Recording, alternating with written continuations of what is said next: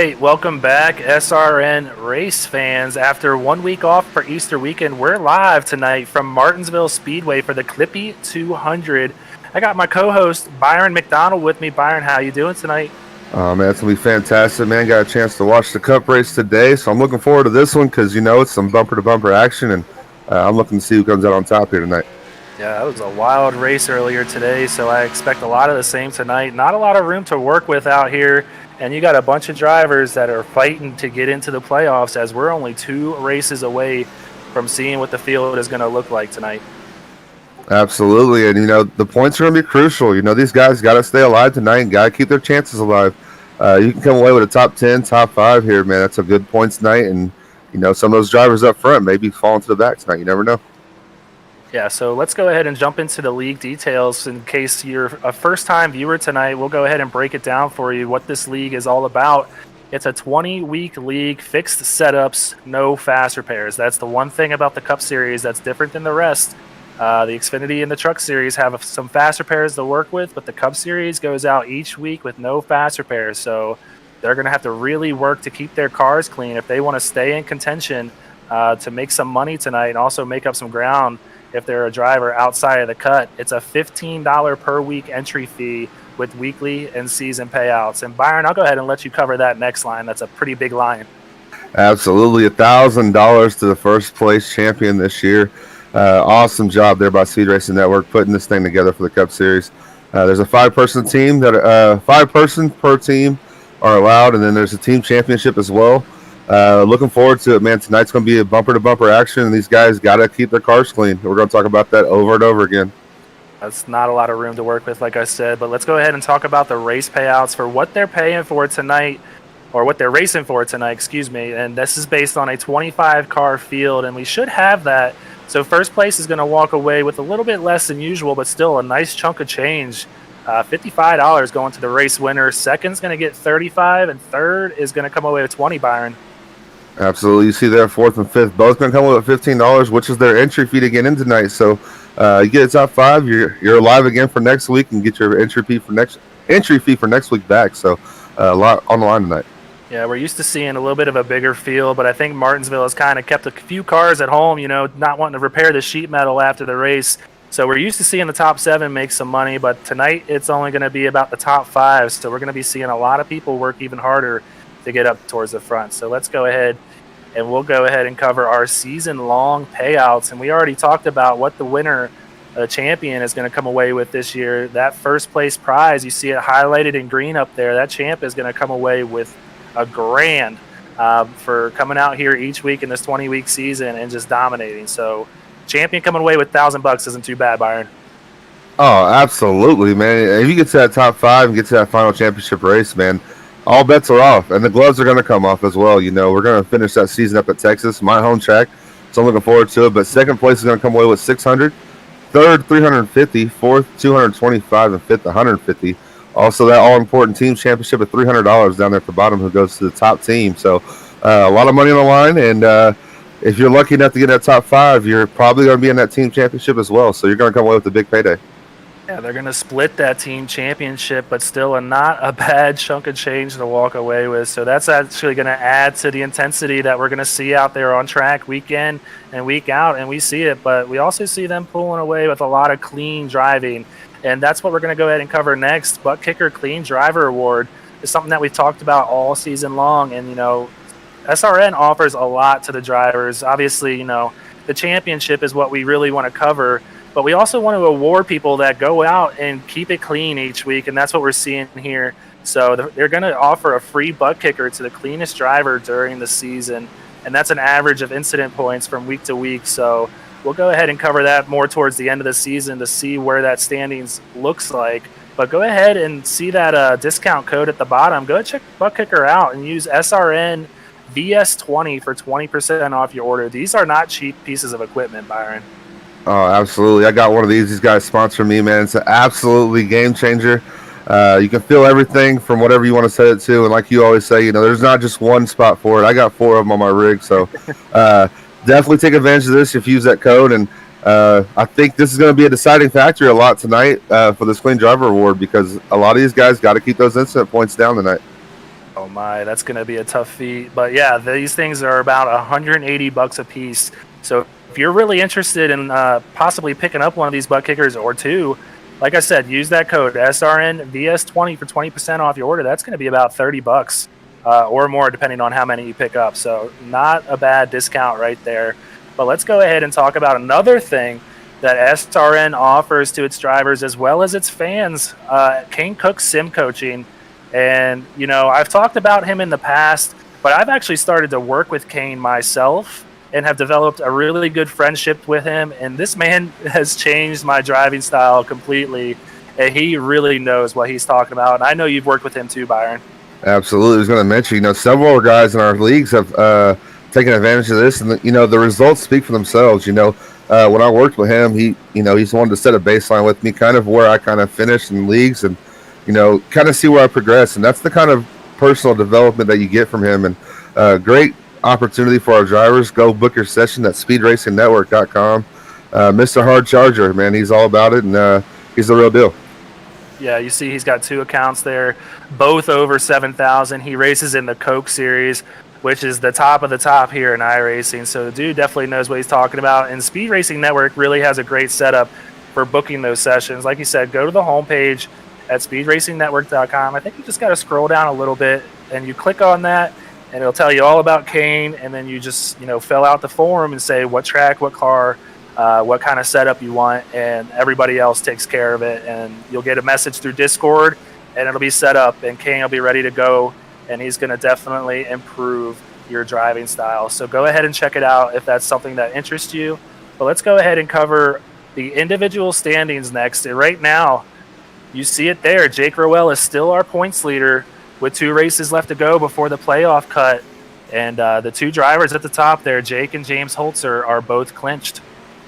Absolutely. And, you know, this is where it gets crunch time. These guys down in the middle of the pack can really find their way into this playoff field tonight.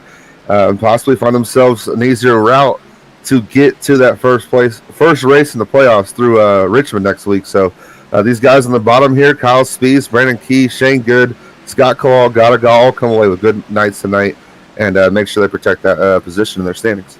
Yeah, we'll cover a few of the clinching scenarios that we will see tonight, but let's go ahead and see these drivers that are outside the cut. And that red stripes, those red columns are getting closer and closer, and less drivers are having an opportunity to make it inside the cut. But that one at the top, Damian Leiniger, who seems to have a good week every now and then it gets inside the cut, and then he just has a bad week, and that's how easy it is to get sent back outside the cut and potentially miss the playoffs, Byron. Absolutely. You look at that cut line there. Realistically, you know, David Duke's got to make some things happen here. Chris Massey as well as Adam Pettit to survive going into next week. But I got my eye on a driver. If he shows up tonight, Landon Lacey. If he's there tonight, I don't know if he is or not, but if he is here tonight, that is going to be my pick. I'm going to go ahead and steal it from you now, Greg, so you can't take it. You have a real knack for doing that. But yeah, Landon Lacey, definitely one to watch every week. Seems it's checkers or wreckers for the man, and he's already won a couple races on the season, but he still finds himself outside the cut with his teammate there, Brandon Browning. Filthy Five has had a really good year so far, but still, they want to get each of their drivers inside the cut. So we got a lot of stories to follow tonight, as there's going to be a lot of chaos on track, and they're going to have to do a good job of keeping their noses clean. But like I said, we have playoff clinching scenarios, and we got 4 of them for you tonight. The top right there, the easiest one to get right now, Gabriel Ellison. All he needs is a 20th place or better finish, and Dean Brummett as well, an 18th place or better. So definitely manageable for these 2 drivers who have had a good season so far. Absolutely. And Scott Healy there with the 8th place or better will clinch it for him. And Timothy Latham, 3rd place or better. Both realistic for both of those drivers as well. I think all 4 of these drivers should find themselves with a clinch spot going to Richmond next week with no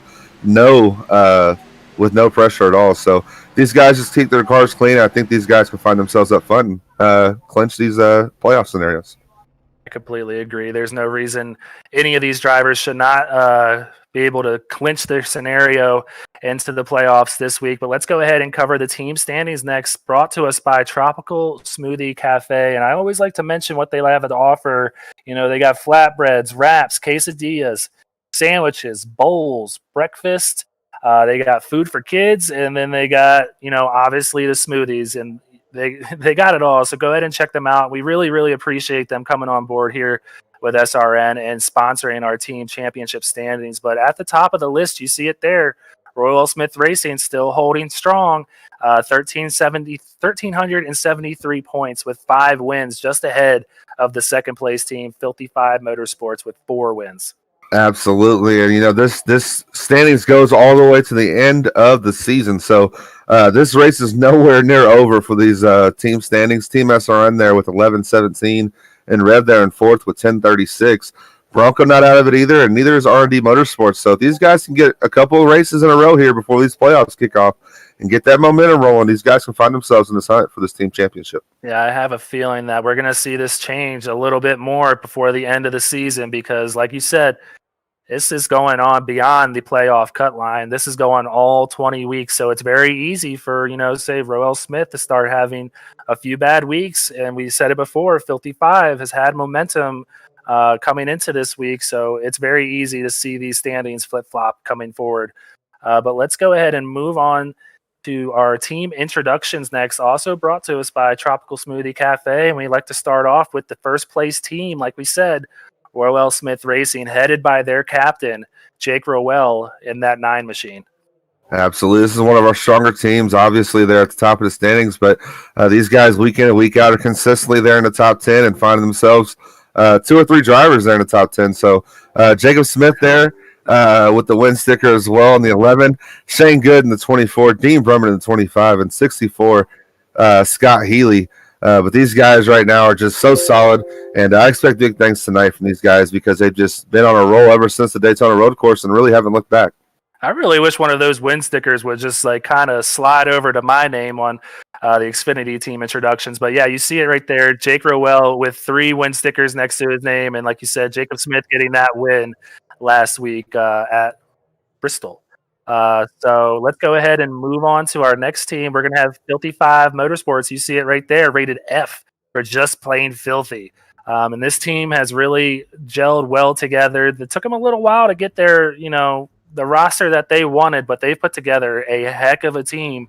And you see at the top of the list there, Timothy Latham in that 5 with 2 wins on the season, and Landon Lacey also with 2 wins on the season, Byron.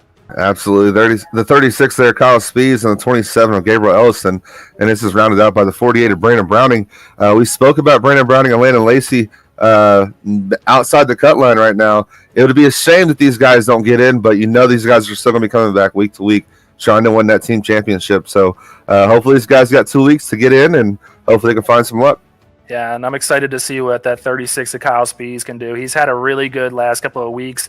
A few top 3s to his name, and a lot of fans in the chat. So we expect to see them tonight as well, rooting him on and see if he can get another top 5 to help his cause. But let's go ahead and talk about that 3rd place team, Team SRN. We like to call them the hometown team because we are a speed racing network here, and it's headed by that top car there in the 17 machine. You see Danny Setzer, and then the 23 is Scott Kalal, who's had a really good season so far, sitting inside the cut, well inside the cut. But still not clinched, so he's got to have a good night tonight. Absolutely. Talked about being clinched. James Holzer, our second of the 2 drivers that are clinched right now, there in the 42. Ted Reckage there in the 91, rounding up Team SRN. These guys are solid every week, week in and week out, so I expect that not to fall off tonight and expect some of these guys to run out front tonight. So they definitely have had a good season so far. Definitely still in contention for that team championship standings, but still no wins to their name and definitely capable of doing so. So we'll see if that changes after tonight. But let's go ahead and move on to our team, Byron. We got a little soft spot in our hearts for Rev Racing, sitting in 4th in the team standings, and they're headed by their team captain there in the 57 machine, Adam Pettit. Absolutely. There in the 12, Damian Leininger, Jordan Bain in the 28, and then Brandon Key there in the 75. Brandon Key right now finds himself inside the cut line. Damian Leininger, the one that we talked about, just outside the cut. Expecting big things from these group tonight. We talk about patience and, saving tires with these guys. So I think the patience is going to be the one that pays off tonight, and definitely find one of these 4 in victory lane tonight. Not to be biased or anything, because this is just fact. These guys are definitely capable of moving up in the team standings. They just run into a lot of bad luck, and they're starting to gel really well together. They've had a few roster changes throughout the season, and these 4 guys have seemed to show up now, and they can really put it together if they keep the cars clean. But those no fast repairs can come back to bite these guys. So that's what they've had to face so far this season, and we'll see if that changes tonight at Martinsville. But let's go ahead and talk about our 5th place team right here, Bronco Motorsports, and they are headed by their team captain in that 83 machine of Chris Massey. Yes, sir. Then the 84 of Austin Reedy, and the 85 of Brad Herman, the 86 of Tristan Bailey. So, yeah, Bronco Motorsports here has a chance. My dog's barking. Go ahead and take this over here, Greg, if you want to. Yeah, so Broncos had a little bit of trouble this year keeping that roster full or having drivers show up each week. So that's really why they find themselves down here in 5th. But Chris Massey has really turned it on lately, finding himself running up towards the front each week, just unable to keep his car clean. And that's not due to his, talent or anything. He's just finding himself in bad luck like a lot of us find. And we saw earlier in the season the 84 machine of Austin Reedy having some really good runs. So definitely expect him to get it going here soon as well. But next, let's go ahead and bring up R&D Motorsports sitting in that 6th position. And that's going to be headed by their team captain of David Duke in that 78 machine. Absolutely. There in the 4-car, Thomas Rutherford, solid driver as well in their own right. Number 8, Justin Boyles, Jordan Saylor's there in the 55, and Mitch Rollo in the 96, a one-time winner this season. So R&D is one of those teams that just can't find the good luck charm, but looking to get that turnaround tonight with Martinsville, and I think Mitch Rollo's going to be out front tonight, and he has a strong car. So if he can stay out of the wrecks, he can get a good top 5 tonight and possibly get that win. Yeah, this is such a talented team. It's such a kind of shock to see them down here in 6, but that just comes into play. Like I said, it's just so easy to find yourself in trouble week in and week out. If you're running in the middle of the pack, that's all it takes is, someone to have a little bit of a mess up, and that takes out 2 or 3 of your cars, and that's what we see R&D Motorsports kind of facing every now and then. But, like you said, Mitch Rollo had a really good, strong start to the season, getting that win, I believe, in the first race of the year.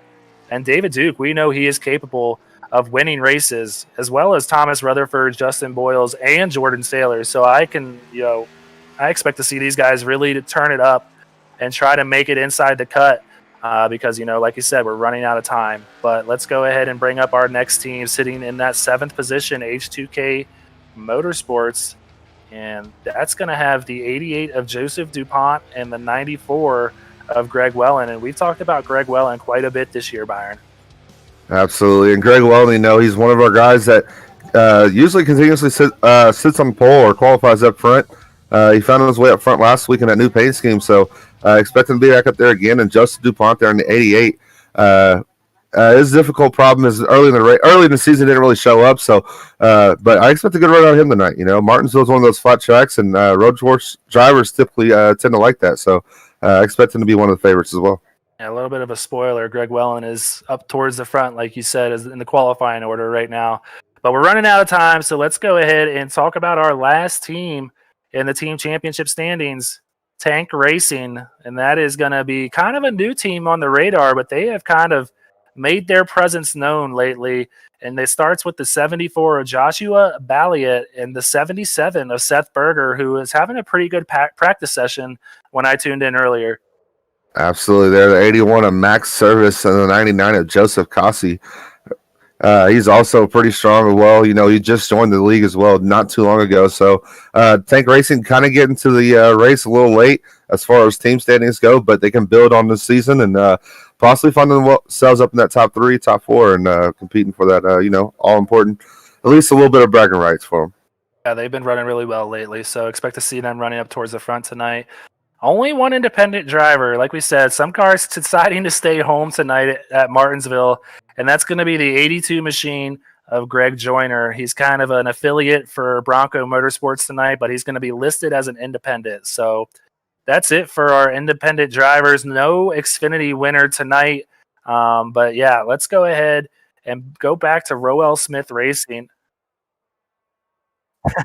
We have to go back to Roel Smith Racing. I'm being told by our producer to cover Jake Roel once again. He's got 4 wins on the season. We saw the win stickers kind of moving around a little bit, but we wanted to get his credit where credit is due. He's won 4 races for them, and Jacob Smith with the 1. Like we said, they had 5 wins so far, just ahead of Filthy 5 Motorsports tonight. But Byron, let's go ahead and take a look at our starting order for tonight. Absolutely. Damian Leininger, the guy that we talked about just outside the cut line, showing he's got some speed tonight, starting on the pole for Red Racing, and Scott Healy there starting outside the pole for Royal Smith Racing. Greg Welland there in third for H2K Motorsports, and Gabriel Ellison in fourth for Filthy 5. And then you're going to see Landon Lacey, your pick tonight, starting 5th, also for Filthy 5 Motorsports in that 7 machine. James Holzer starting 6th. Max Service, we talked about Tank Racing. He's their top dog tonight. Looks like he's starting 7th place in that 81 machine. And then we got Scott Kalal. We mentioned him. He needs to have a good race tonight to keep himself inside the cut. And then David Duke for R&D Motorsports starting 9th, and Austin Reedy in 10th place for Bronco Motorsports. Absolutely. Brandon Key there in the 75, starting 11th for Red Racing, and Timothy Latham there in the 5 car, starting at 12th for Filthy 5 Motorsports. So a lot of strong guys out front right now, and really the cream rising to the top here. Don't be surprised if some guys maybe started in the back, possibly trying to avoid these wrecks early on and maybe work their way to the front. Well, I'm going to go ahead and make my pick, since you already, decided to take your pick in the 7 machine of Landon Lacey. I'm going to go ahead and pick an RSR car, a Roel Smith Racing machine, but a little bit of a different pick this week. I'm going to go with that 64 machine of Scott Healy. I've talked to him a lot this week, and I know he's got some new equipment on board, and he's been really practicing getting at it, and he's loving it. So just really good to see it paying off for him and starting on that front row where he's going to have a lot of clean air, hopefully. Absolutely. The big key for him here, and the big key all night, is going to be on these restarts. Whenever these guys do get outside each other, they got to get down to that bottom line real quick and try to save those tires. But we're getting ready to go green here. Lights are off on the pace car. I'm excited, man. It's going to be a good race. Yeah, I'm very nervous for these guys because, like we said, we had fast repairs for our race earlier on in the week. The Xfinity Series gets 1 fast repair. The Truck Series gets 2, and we saw quite a bit of cautions and a lot of bent sheet metal in each of those races. But tonight, these boys are racing with no fast repairs, like we said, so there's going to have to be a lot of give and take. But they've proven us wrong before and shown that they can do it and run together. So we'll have to see if that's going to be a thing tonight, Byron. Absolutely. I won't be surprised if a modified ends up winning this race. If you come away with a clean car tonight, man, you've earned it. So definitely got to keep all 4 corners on these cars and keep moving forward and try to avoid those wrecks. A little odd that our lap counter is already counting the laps up there, so that's a little bit off. So that might go ahead and they delayed the green, so that's going to be the cause of that. So I think that was because they only had 1 pace lap in the car. The field was not going to be tight enough yet, but Damian Leininger is going to bring him to green here, and he's going to get a good jump off the corner, and he's going to have a good 2 to 3 car gap on the 64 machine of Scott Healy. We'll see if he can get down low here. Absolutely. You see Healy there, not able to get completely clear of that 3rd place car. He's going to be stuck on the outside here. And Damian Leininger get a good jump there on the restart and going to lead lap 1. Just shows a lot of respect to start off this race. We already got our first caution of the night. Looks like it's Dean Brumman and Timothy Latham in turns 3 and 4. So an RSR car and a Filthy 5 Motorsports car getting into each other, and that's going to go ahead and kick tempers off early, as that was the first lap of the race. And so we're going to go ahead and check out our first Sandwich Man Racing Sports Memorabilia Rec replay. You see it there at the bottom. Check them out on Shopify. So we're going to go ahead and take a nice rewind here, and we're going to see exactly what happened. Head down the backstretch. They're not even really too close to each other, so I'm curious to know if in front of them, the 81 machine of Max Sturvis getting a little bit of help from, I'm not sure who it was, but they stopped right in front of Latham, and Latham did a really good job of avoiding contact there. So let's see exactly what happened here. Looked like the 78 might have got into him. Yeah, David Duke was unable to check David up Duke there. Unfortunately caught that apron there and sent him up the track. And Max Sturvis there, unfortunately, a collateral damage in a way, but it's about that getting down into that first corner, everybody's on pins and needles, but getting down that second corner everybody's a little bit more comfortable, and David Duke just came in there a little bit too hot. To imagine David Duke already apologizing there. He probably knows that's all him, just getting into the brakes a little late.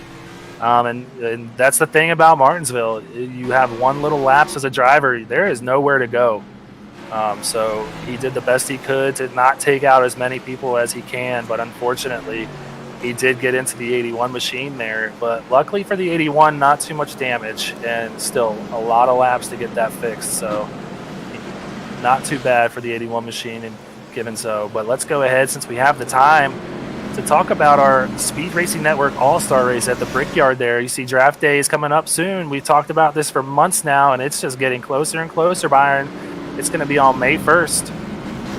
Absolutely can't wait, man. We got 4 team captains going to do the drafting, and then we got our qualifying races there May 8th as well, that Saturday. And then the All-Star race will be May 9th on that Sunday. So exciting action. It's time to get those ARCA cars out and shined up, and make sure they're running all right, because we're definitely going to need them to be running good that night for that All-Star race. That's really cool to like kind of break it up and not run any cars that anybody's used to running. So that'll be a very interesting race. And I know our producer loves it when we say whip trip. That's what he's wanting to do. Sean Griffith really wants to whip trip. So we'll be paying attention to that too during the All-Star race. But we're back under green here, and Damian Leiniger getting a good restart as these guys are really bunched up back there from second on back. Yeah, it looks like they got hot there in 1 and 2, and a lot of cars washed up, but able to keep each other off of it. But right now, Damian Leiniger just riding that bottom line and getting that momentum and driving away from the pack. The safest place on the track right now, first place. He's looking really good, able to roll that car through the middle. But Scott Healy's really keeping up with him. We're seeing some two-wide action back here between the 75 and 74 machines of Brandon Key and Joshua Balliet. We're seeing a lot of good spacing between these drivers too, though. So hopefully that's going to result in some good green flag racing. Absolutely. I think that first caution may have scared some people, and maybe got the nerves out of everybody and calmed everybody down here. But David Duke, they're getting washed out of the groove, going to allow a car underneath him, and they're going to be battling for that position right there in 10th place or 7th place. Yeah, he's got the 84 machine of Austin Reedy to his inside, and that's the thing we saw earlier in today's race. I mean, the high line did come in a little bit later, but if you are unable to get down low after these cars pass you, it is just a train. And now Timothy Latham to his inside, and David Duke's going to be able to get in behind him and kind of defend that bottom line and try to settle in here as Scott Kalal is bearing down behind him now.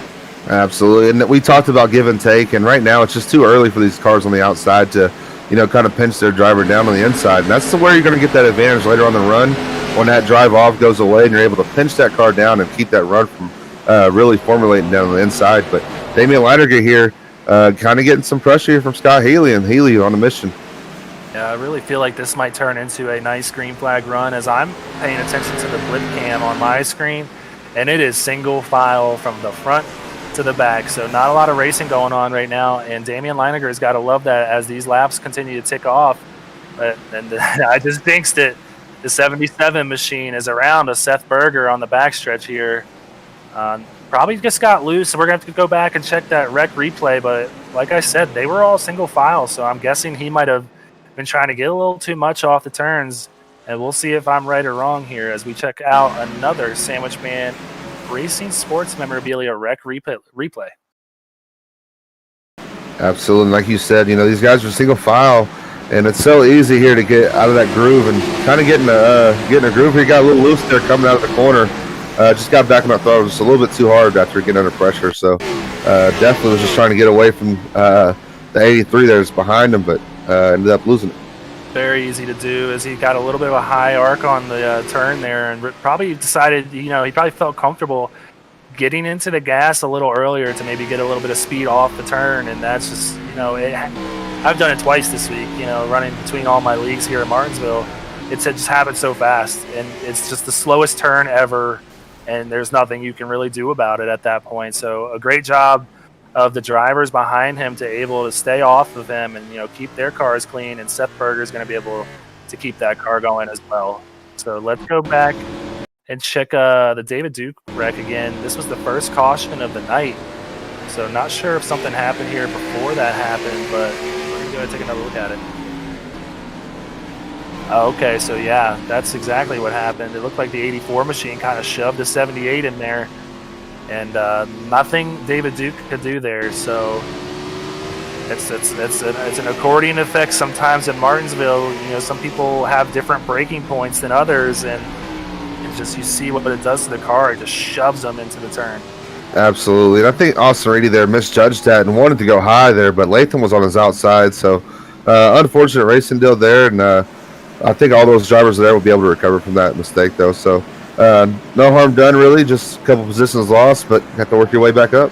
Yeah, it's a result of hard racing. This is a very, track position oriented track. It's very hard to pick up spots cleanly, at least. So, a lot of these drivers aren't wanting to give up too much. And, that's why Damian Leineger's got to be loving where he's at right now, sitting in that capper position up in first place. He's got clean air and nobody really bearing down on his bumper as we see the pace car peel off, Byron. Absolutely. We saw him get a couple good jumps so far, so we'll see if he gets another one here. Absolutely. Rounds this corner. He's going to get the green flag, and Scott Haley does a really good job of keeping up with him this time. He's not going to be too far back, just about a car or two to go. And as we saw at the end of that last green run, Scott Haley was kind of starting to run him down a little bit. But Byron, right behind there, you see your driver of the 7 machine, Landon Lacey, moving up to third, up high on Greg Wellman.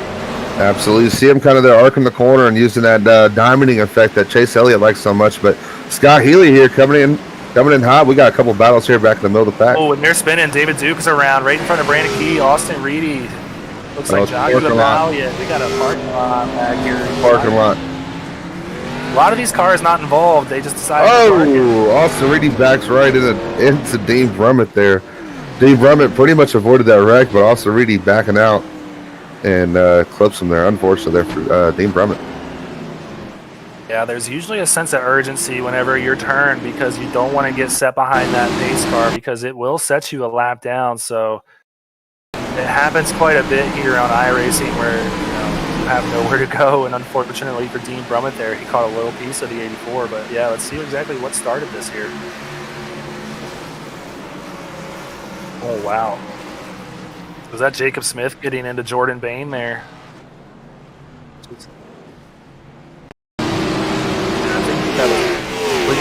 That we saw there. This is what we saw on turns 1 and 2 here. We're going to see 84 get a little loose, and all these cars just have nowhere to go. Yeah, that's one of the most difficult things. We were watching this race earlier, and I made a joke about Keselowski, stopping for Busch spinning out, and kind of the same sense there. You come to a stop, but you got to worry about those cars behind you. So it's a little bit of give and take, but you got to trust those drivers behind you. And unfortunately, Austin Reedy goes for a ride there with Timothy Latham, giving him a little bit of bump, and that starts the stack up there. I think that was a little more than a bump. That was a shove into turn 1, and there is literally nothing that the 84 can do. Yeah, and like you said, you saw Dean Brummett try to sneak through there. Nothing too bad, I don't think, on his car, but still getting a little bit of contact on the way through there. So a lot of cars we're seeing pitting here. Yeah, one thing that it's hard to see on the broadcast is just how fast these pace laps go. We talk about the damage not necessarily affecting your car as much as it would at a Kansas or a Talladega, but you come here and you got 30 seconds of damage takes you 40 laps to fix because these pace laps are so fast. And you got to beat that pace car out. So some of these guys getting damaged. We'll be working on these cars pretty much all night, and hopefully they're able to get back. Yeah, but as long as, like you said, they're able to get those cars and keep them out there, they still have a shot to have a good run tonight. So we will be seeing a lot of these cars beat up as we get later on in the race. But the pace car lights are out. Like you said, these pace laps fly by. And Damian Leininger is still sitting up front. He's led every lap so far. We're sitting on lap 21 of the Clippy 200. So we're starting to tick them off. And I really feel like that these guys are going to get it settled down here soon. And we'll get a nice green run going. But pace car peels off, and Damian Leininger is going to have the opportunity to go when he wants. He gets a nice jump. He's switched it up a little bit there, goes a little earlier, gets a good jump on the 64, and Landon Lacey unable to get to the inside of the 64 machine. So Scott Haley's going to be able to hold on to second for now. Yeah, and it's so difficult there as a second-place car, or even a third-place car, to kind of time that right because you're sitting in the corner trying to, turn as well as go. But you see Scott Haley there, able to get to the bumper. Damian Leininger, we might have a pass for the lead. Yeah, 64 looked really loose on exit there. He's really trying to get after the 12 right now because, like you said, it's a track position race. And when you keep having cautions, you want to be sitting up in that first-place position because it could be your night then. So Damian Leininger is going to have to really choose his battles wisely here and decide how hard he wants to defend that 64 machine because I have no doubt that Scott Healy will have to move him to get through there, so we'll see what that happens. But right now we're going to go a little bit further in the pack as Jake Ruel making a pass with Kyle Spees here. Absolutely. He's looking to the inside of Spees there. And Spees battling hard on the outside, but he's going to try to fit in there behind Ruel and possibly look for the crossover. But going to fall in line, and Ruel slowly making his way to the front. Yeah, from front to back right now, single file, it looks like for the most part from my blimp cam, but still they get so bunched up in the turns, it could happen at any time. We see a little bit further back, Dean Brummett trying to make up some positions here as he had to take a pit stop there on the, he gets a little love tap from Joseph Cosdy. That's going to get him a little loose, but able to keep it going straight. And he's trying to pick up some ground now after getting caught up in that last incident. Not really too much damage, but having to come to a complete stop. Absolutely. The thing is, you said they were single file, but that's going to change as these laps tick away because that leader's going to get closer and closer to that rear of the field. And here, once you go chop the lap down, it's so difficult to get that lap back. So, yes, they're single file now, but expect the action to pick up when these leaders get into this lap traffic and really have to navigate these guys that are single file. Definitely. The urgency will certainly start to pick up as these guys realize that this thing is going to start going green for a little bit.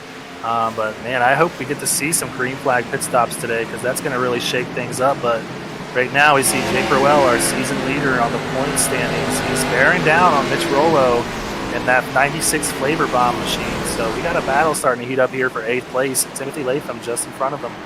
Yeah, you see right now, Jake Ruel. We got a yellow out. Landon Lacey around.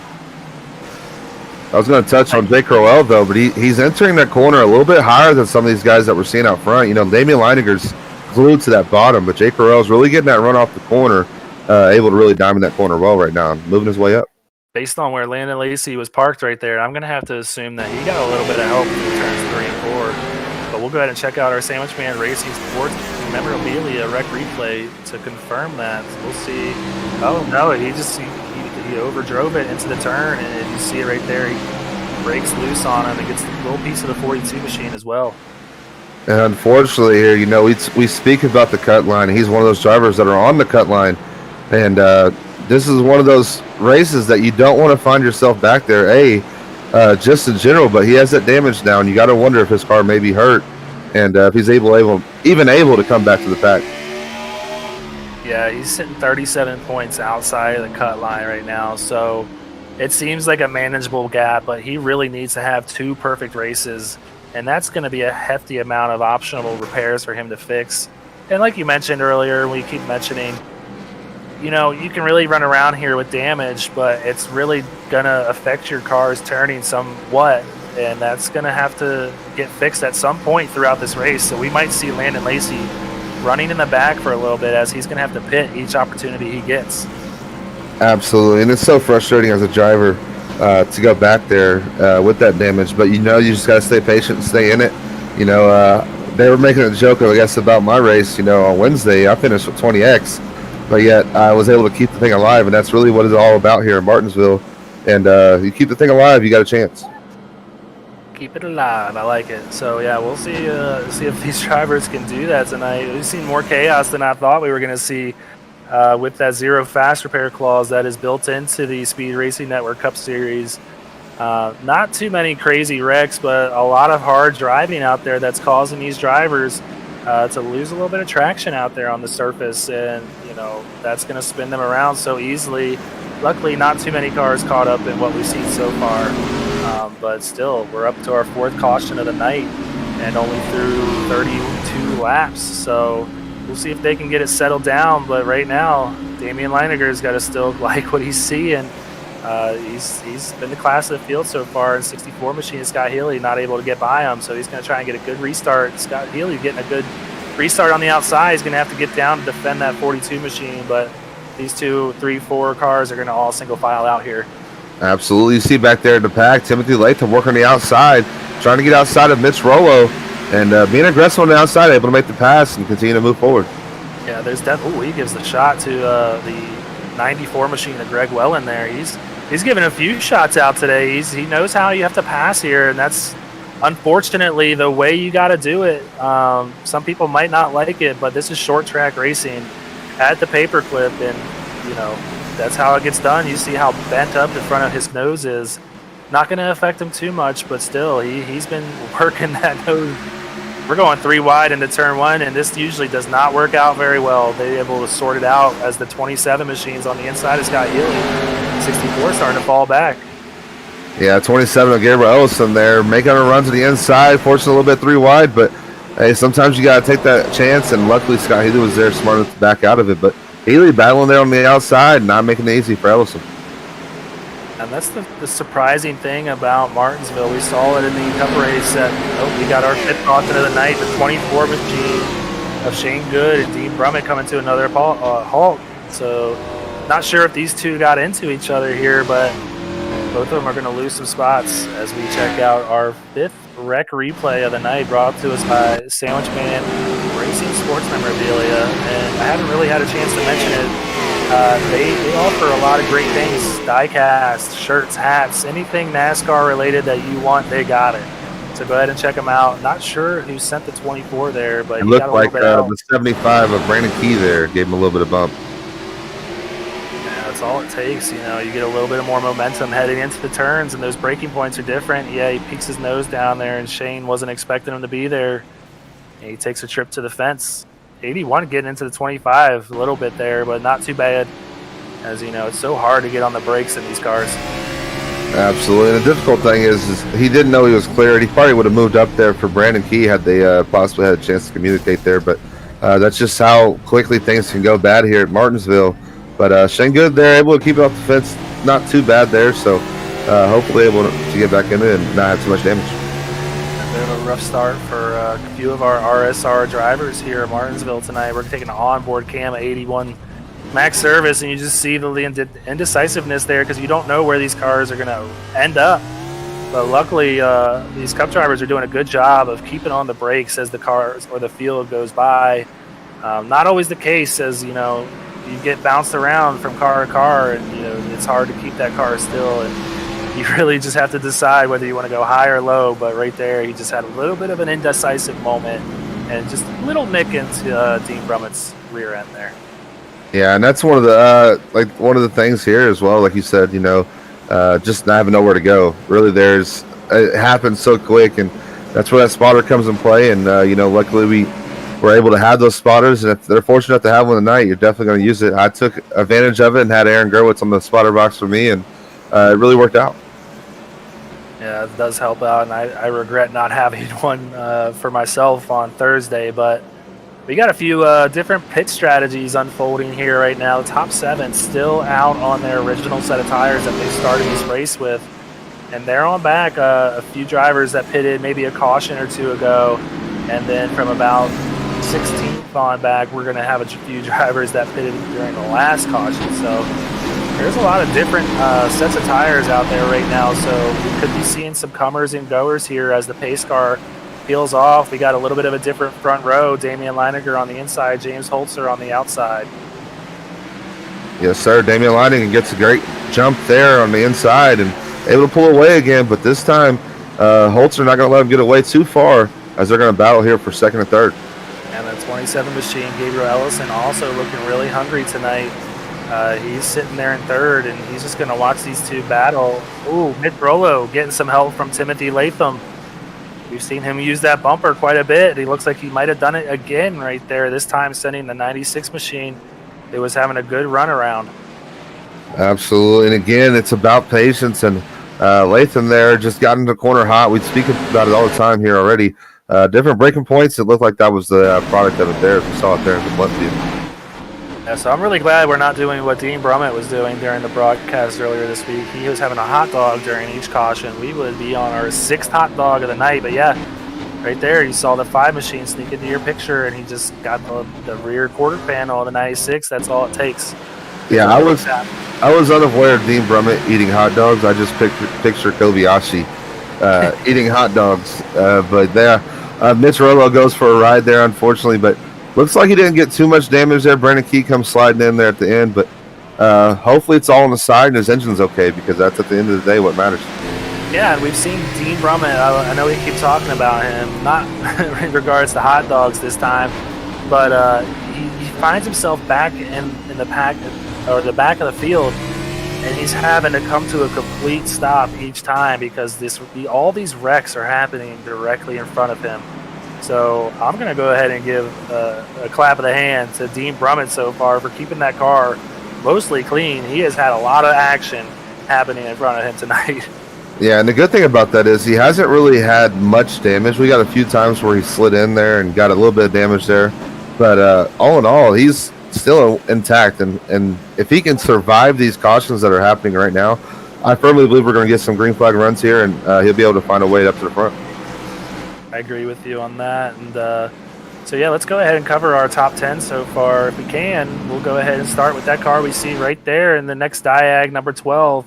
Griffith CPA firm on the hood. Damian Leininger is going to be in first place. James Holzer in second place with Gabriel Ellison for 55 Motorsports, the Zaxby's machine, in third. Scott Healy, my pick. You see his TikTok there. Go ahead and follow him. He's in fourth place. And then Greg Wellenbyron sitting in fifth. Yes, sir. We got Timothy Latham there sitting in sixth. Kyle Spees in seventh there in the 36 car. Justin Boyle is in the eighth. We got Berger there in the ninth place position in the 77. We saw him going around for a ride earlier, still having a good run. And Austin Reedy's going to ride out our top 10. He's also been involved in a wreck. So guys that have been involved early have been able to work their way up to the front is what I'm noticing and stay alive. But, again, Damian Leininger has been the concrete thing so far tonight. He's been leading these laps. I'm going to have to go ahead and say by the end of this race, we're going to probably say at least everybody has been involved in at least one incident throughout the night. But, you know, if we can get some green flag runs going, we're going to see these leaders start to catch up to these lap cars, and that's going to really start to play into strategy how you deal with those cars. But right now, Damian Leininger has the safest spot on the track, and that's in first place. And we've seen it happen where the leader can easily overcook that turn and spin it out. But right now he's doing a great job of managing that car as he's going to have the restart on his go, and he gets a really good jump this time, putting 2 to 3 cars between him and the 42 who's going to be able to clear 27. And we are already yellow again.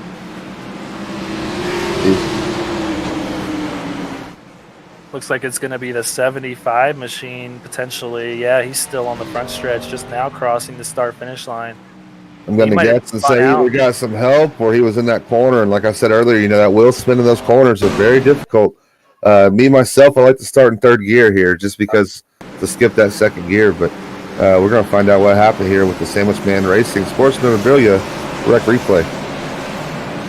I have a feeling this might be all on him, just getting a little bit too much gas in that third or second gear. You can start second here. Yep, that's exactly what happens. Even in third, you know, you're going to have a little bit less RPM when you initially get on the go, but you're running through that whole turn now in third gear from where he's starting. And those tires were just over-rotating, and he just got sent around, and it just happened so fast. It was such a slow spin. There's nothing you could do, but I can tell you right now, one guy that's not a fan of Brandon Key right now is that flagman who had to work his arm with that green flag and then immediately switched to the yellow. But all fun there with Brandon Key. Hopefully he's able to recover from that and get back in it.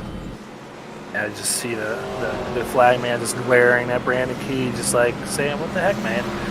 But no, so that's our 7th caution on the night so far. We're only to lap 50 right now. So, yeah. Flagman's getting a little workout tonight.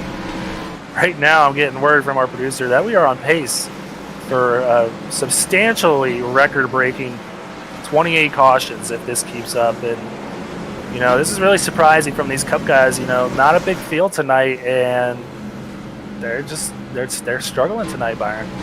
Yeah, it just goes back to being patient. You know, there's no everybody. We talk each week, you know, about go time, but essentially it's go time from the drop of the green flag here at Martinsville because track position is so key. We've seen Damian Leininger take advantage of track position so far. So I know these guys want to get up there and get to that front spot, but it's just the way they got to do it is the safe way.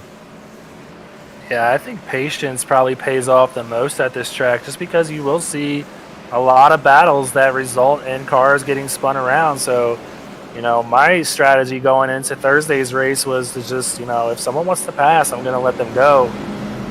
But then again, that puts you back there in the hornet's nest that we've seen the 25 machine of Dean Brummett trying to battle and avoid all the wrecks. It's all going to be in front of you. So you either have to be racing up towards the front or have some good distance between you and the car in front of you and behind you. Absolutely, and we continue to speak about it. Once they get into this lap traffic, if we get to that point, it's going to be interesting to see how Damian, navigates that, because he's had this lead with this clean air, but hasn't really necessarily been challenged out front as far as lap traffic yet because of the yellow flag. So if these guys can clean it up, it'll be interesting to see how that turns out for them. Yeah, a little bit of a funny note from our producer. He said WrestleMania is in Tampa, not Martinsville, but we're seeing a lot of action unfold on track.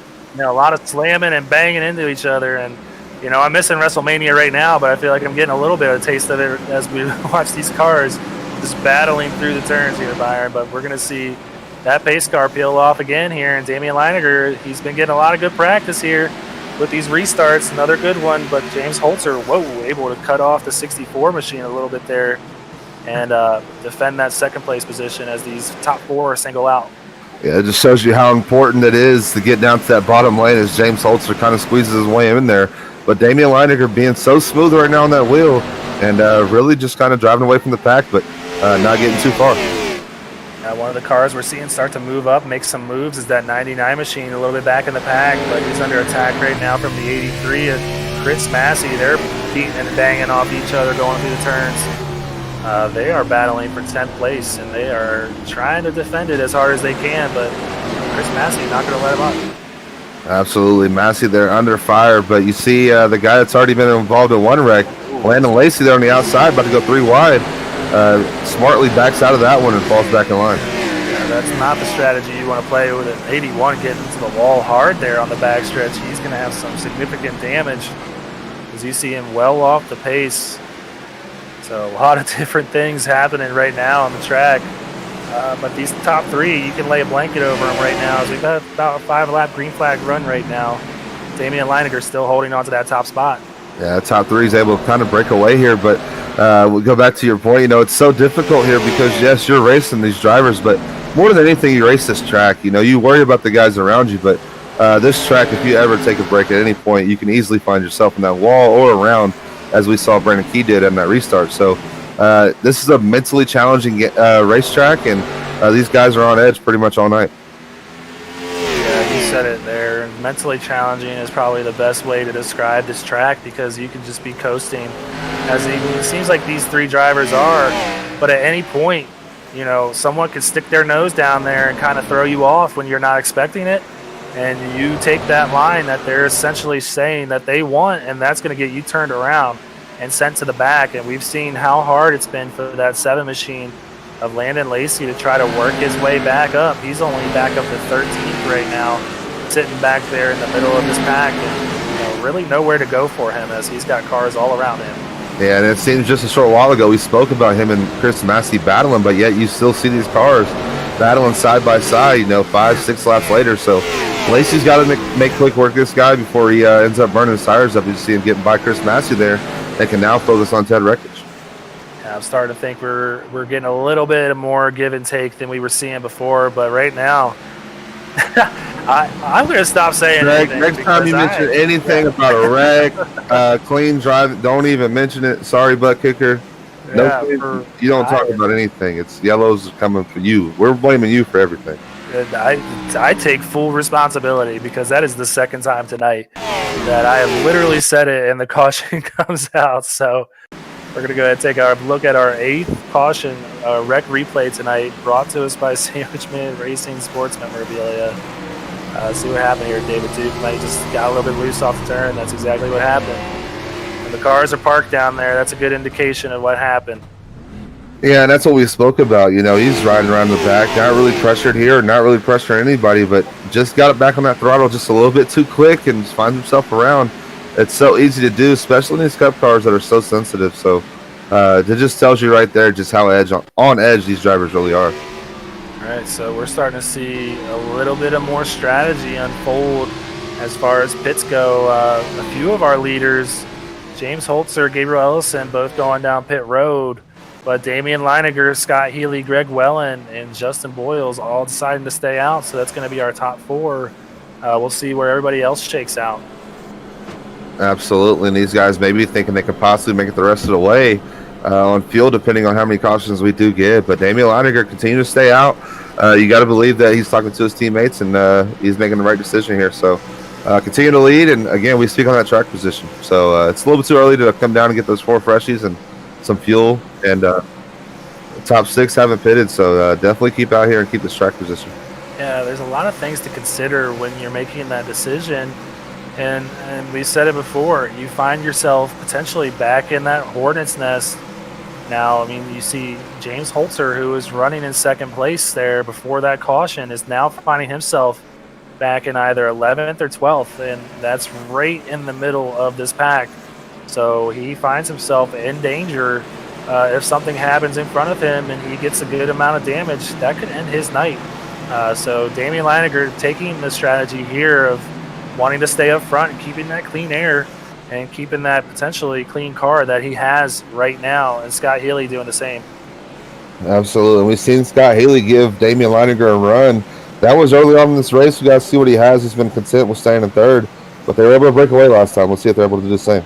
Yeah, so we're going to see some 60-lap old tires as opposed to the 1-lap old tires. We'll see how that works out for these leaders. If it stays green, I can't imagine it's going to work out too well, but Scott Healy really able to keep up with the 12, and Justin Boyles overshooting the turn there big time. That's going to cost him a lot of spots. That goes back to those old tires, you know, those different checkup points going back to a restart. As we see Austin Reedy going around there, and it's going to bring up the yellow. Yet again, Dean Plummet going up top and avoiding the wreck and keeping his car alive. Oh, man, he's going to need some hot dogs or some beer or some whiskey. I think he's a whiskey man. He might be drinking already just from all this anxiety that he's probably experiencing out there on track. So, yeah, let's go ahead and check out our 9th wreck replay of the night. And, man, it could be a long night, Byron. These guys are really racing hard out here. Oh, absolutely. You know, it's again the old tires versus the new tires here, but Austin Reedy's going to dive off here into turn 3 and get a little bit of help from Ted Rekich and goes around. Yeah, just really, Ted Rekich must have really missed his braking point there, or they just had a difference in opinions on where each other brakes, but you just saw it there. The 91 really got into the 84 really hard right here, and you're just going to see him fly in the picture. Boom. He's that gone. Again, I don't know if Ted Rekich has those fresh tires yet, or if he was one of those cars that came down. I believe he was, but that just shows you right there the entry speed as far as the new tires versus the old tires. And that's what we were talking about, was the difference. You know, usually it's about just being faster, but right there it shows you that these cars don't necessarily slow down the same rate. Yeah, you can probably see him there wheel hop a little bit. You can't see it as well on these tachometers, being that they're digital. But I can tell you that he has a little bit of fresher tires, but not in that last set of pit stops. So, you know, still he's got to get that thing woed up and really just, you know, kind of ran the 84 over, who was having a good run. So hopefully Austin Reedy will be able to get that car patched up. I don't think he got too much damage from that besides getting hit in the rear there. But he's going to have a lot of work to do to get back up there. Absolutely. And again, you know, it goes back to that frustration of, you know, you're running a good race and you're keeping it clean, and your strategy was working out, and all of a sudden now you find yourself in the back of the pack, and now your strategy kind of resets. So hopefully he's able to reset and keep his composure and work his way back up to the front. Yeah, so we're starting to see some new names work their way up to the front. We talked about, you know, the 94 machine of Greg Wellen for H2K Motorsports. He's really carried the flag for them all year, sitting there in third, having a really good run tonight. So he's having a good run. 80 in the 8 machine we saw, who kind of overcooked that turn, didn't lose too much, sitting 6th place in that 8 car. And Mitch Rollo, who we saw get into a little bit of trouble, already back up to 7th. And Dean Brummett right there in 8th, starting to get a little bit more towards the front, hopefully starting to get ahead of all the chaos we see out there on track. He's done a heck of a job to avoid it so far. He's sitting there right there. And then 9th place, we're going to have James Holter. He's going to be the freshest tires on the track, the furthest up at least. So we're going to start seeing. Dean Brummett's car's pretty clean for having, you know, been around pretty much every wreck that we've had so far. So, like you said, hats off to him, and hopefully able to keep that car clean enough. All right, so you see the pace car lights off. We're going to get this thing restarted again, and like you said, Damian Leininger, a lot of practice so far on these restarts. See if he changes it up a little bit. He seems to like when he dips down on the turn, he goes. He does the same thing again. He gets a nice little 2-car gap between him and the 64. And the caution is already out with 83 of Chris Massey. What I'm guessing we saw that one time. Ooh, a little bit of extracurriculars here. The 96 is also spun around in 1 of 2. And that happened right in front of Dean Brummett once again. So 2 separate wrecks right now on this wreck replay. Yeah, I'm going to guess and say he got a little bit of wheel spin there. Restarting back in the pack, he kind of restarted on that corner, and it's a little bit difficult to get that tire spinning, really lock down that rear grip. Yeah, it's a really weird place to start because, you know, you don't want to give it too much gas. Yeah, you don't want to give it too much gas because you're in that turn. But if you're further on back in the pack and you feel like you should start maybe in third and instantly shift it to fourth, your car gets super tight and you lose way more distance. So this is one of the toughest spots to restart in all of NASCAR. And we're seeing it unfold tonight as this is about the 3rd time this has happened before the cars even get to the start-finish line. We have the yellow out, but a little bit further up, we saw the 96 machine spun out there. James Holzer sending him around big time into the wall. That's going to be some heavy damage there for the 96 machine. So not sure exactly what happened there. Once again going around, but Mitch Rollo looked like he took a heavy look to the outside there. Looked like he may have checked up for the cars in front of him, and Holzer just didn't get the message. Yeah, you see the lights come on right there, and so, yeah, not sure exactly what happened, but that was a heck of a shot. You see there, this is ever so gingerly, just going to go on around. It says, don't hit me, please. Yeah, just right in front of Dean Brummett. He's just going to get on those brakes really hard and let him finish moving. And just, yeah, and what you can't see, obviously, from this shot is Dean Brummett staring into his mirror, hoping that nobody behind him runs into him, but luckily able to avoid that one again, and he's got a couple 4-leaf clovers in that car tonight, man. Not sure if Mitch Rollo took a tow there. We're going to see if he gets out of his pit stall as the pace car is wrapping around turn 4 here. I'd imagine he'd be able to keep that car going, but he might be done for the night. He's going to go down a lap, so really heavy damage there for the 96 machine. He might have just had it as we are on our 10th caution so far on lap 75. So bit of a sloppy race we're seeing here. Yeah, I think he did take a tow as he's down 3 laps so far. So unfortunate for Mitch Rollo, who was having a pretty decent run. Yeah, these guys got to get settled down here. We still have 125, going to have 125 laps back once we go back green. So these guys got to get settled in. There's a long race ahead. All right, well, Damian Leininger, once again, he's led every lap so far on the night, and he's going to lead these guys to the stripe as he heads into turn 1 and 2. Scott Healy able to clear the 94 machine for a second here, and 94 is kind of under attack from the 5 of Timothy Latham. Absolutely. You see Ted Reckers on the inside, kind of catch the apron. Latham gets a little bit of room, but he's going to allow James Holzer there to come inside of him and possibly take that 5th spot away from him. So we're starting to see a battle heat up for this 5th place position as 42 is on the inside of the 5 machine. He's going to be able to clear him going into 3, and the 5 is going to have to really work to get down before 91's spinning around now. We're going to have another caution out. Yeah, I was just about to speak there. He gets hit. Oh, he got killed again, unfortunately there. Looked like the 23 of Scott Kalal getting into him there. Nowhere to go. I think they were too wide. But the caution was out for quite a while, so these guys need to be a little bit more aware. We are under the 11th caution of the night. Still 123 laps to go. Yeah, we saw it live, but yeah, he just overtook that turn. And yeah, you saw the brakes lock up there and the tires slide, and unfortunately there, Scott Kalal tries to go high to avoid him and ends up getting into him. So hopefully his engine's still good, but I don't know, it's a pretty hard lick. Yeah, already has some significant damage there on the left front, but you just see it. He just really just sent it in there way too hard and knew it right away as he just locked up the brakes, and then boom, 23 right into the side. So we had some leaders pit. Damian Leininger coming down pit road. Going to really shake up the standings here. He's going to be behind a lot of cars. It's going to allow Greg Wellen to take our lead there. Yeah. Yeah, so Greg Wellen among only a few others. I think Scott Haley stayed out, so those are going to be, or did Scott Haley pit? I can't really tell. Nope, it looks like Scott Haley would have pitted since he was the second place running car. So Greg Wellen, the only one out there on the original set of tires, might be trying to one-stop this thing. Absolutely, and you got to wonder just how well of a restart he's going to get. We've seen these guys slide back there in the back, but it's going to be the first time he's going to have the lead. You got to wonder if he's going to take top or bottom here, and just how effective his tires are going to be against these guys with fresh tires behind him. Yeah, we'll see. We'll see exactly what happens here, Byron. I don't really know what to expect anymore. We're sitting here. We see it there at the bottom, the 11th caution of the night.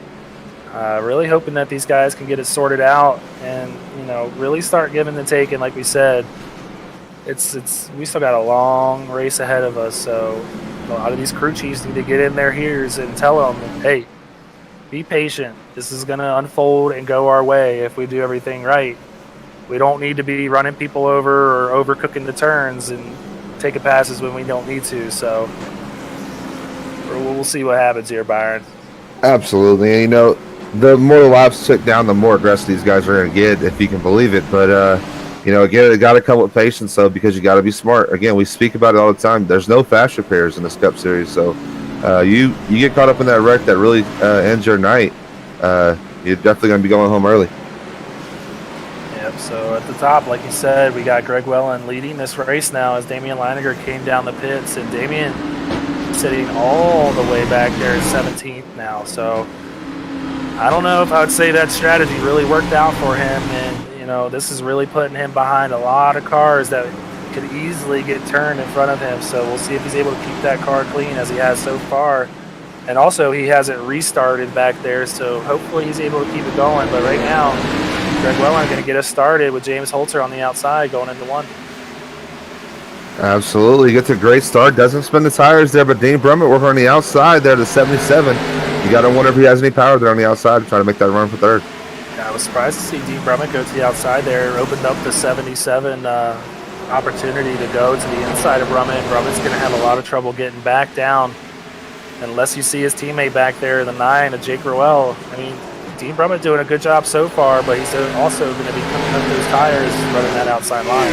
Absolutely. You spoke on it. Jake Rowell able to get underneath Gabriel Ellison there. It's kind of going to help Dean Brummett if he is able to, if he does get past by 77 and possibly allow him to get back down. But Jake Rowell looks like he's not giving any space, but Greg Wellen back out front, leading by 0.3 of a second right now over James Holton.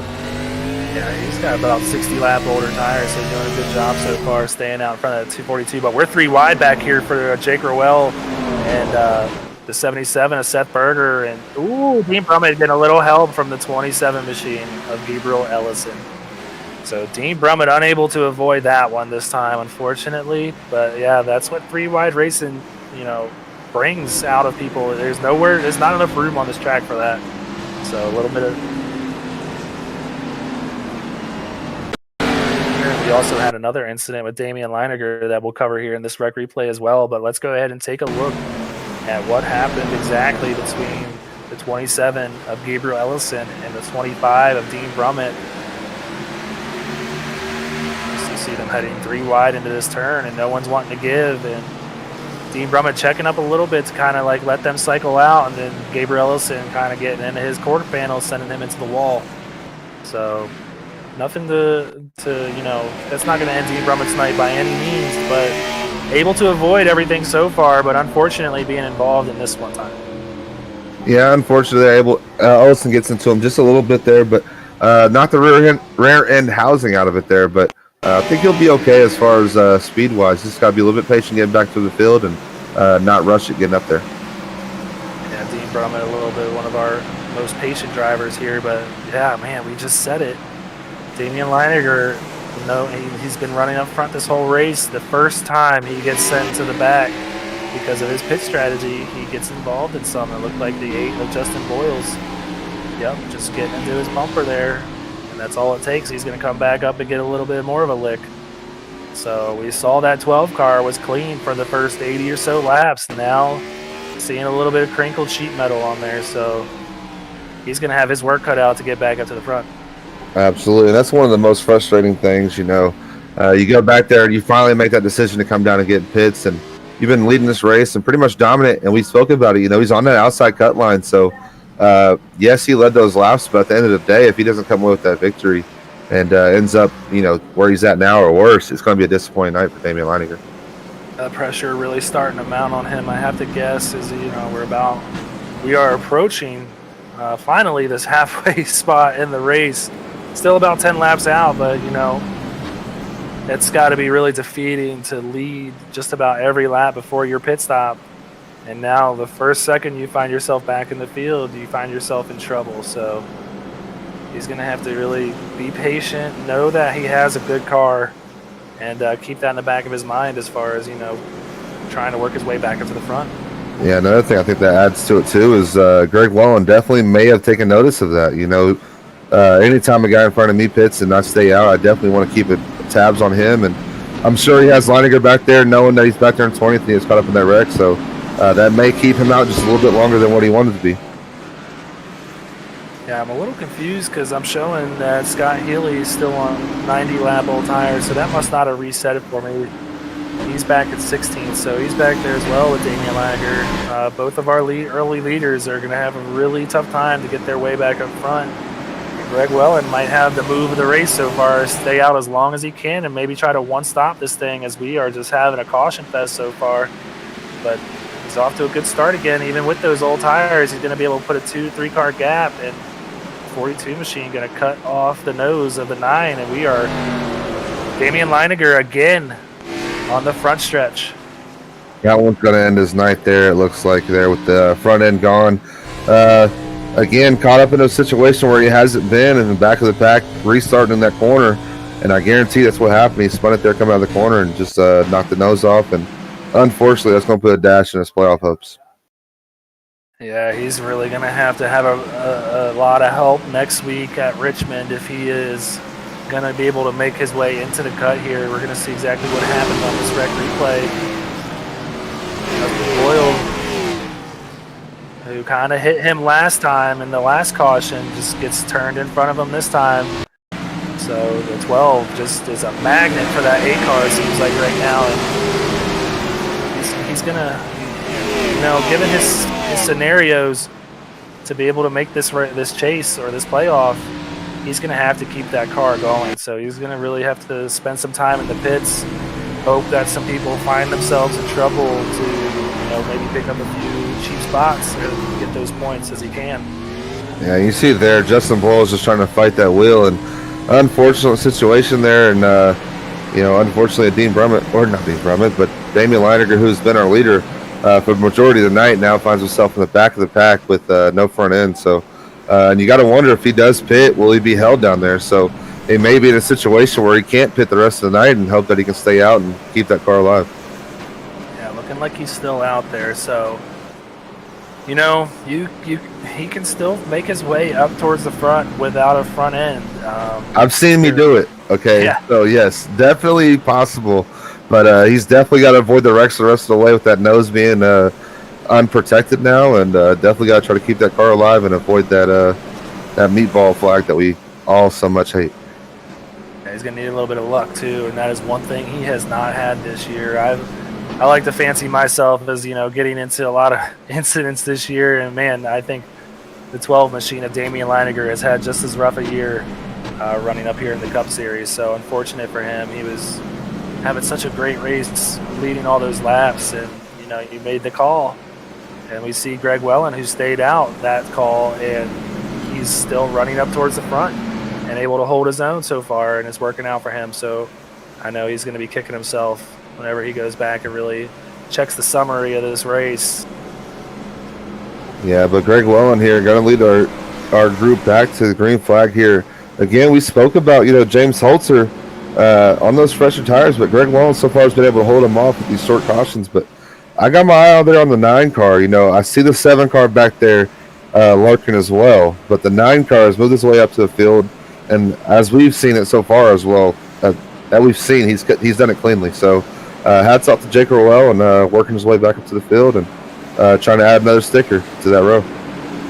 Jake trying to claim sole possession of the most wins in SRN history, currently tied with Daniel Bowdler. So if he wins tonight, that's going to give him sole possession, like I said. And knowing how hungry Jake is, he loves those accolades, so he's going to be working hard to get up here towards the front. He's got his teammate Jacob Smith, who won last week, just behind him, but Greg Wellen able to get another clean start on those older tires, and James Holzer going to block Jake. Jake's not going to take it.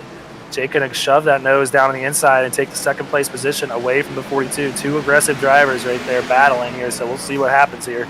Absolutely. That's what you got to do. Knowing that we've had these quick cautions here, you got to get every position you can as you see him catch that apron a little bit, get in front of James Holzer, but Holzer going to look back to the inside and possibly try to stick his nose in there again. It is a mess back here, about from Brandon Key on back. These cars are stacked up, so I'm hoping they're able to keep it clean, but I would not be surprised if a caution comes out of one of these. Yep, and Joseph Hey, stuck to the wall. You and that C word, man. You and that C word. You said it. You said it. Jinxed. You know what? I said it. So what? I'm doing my job.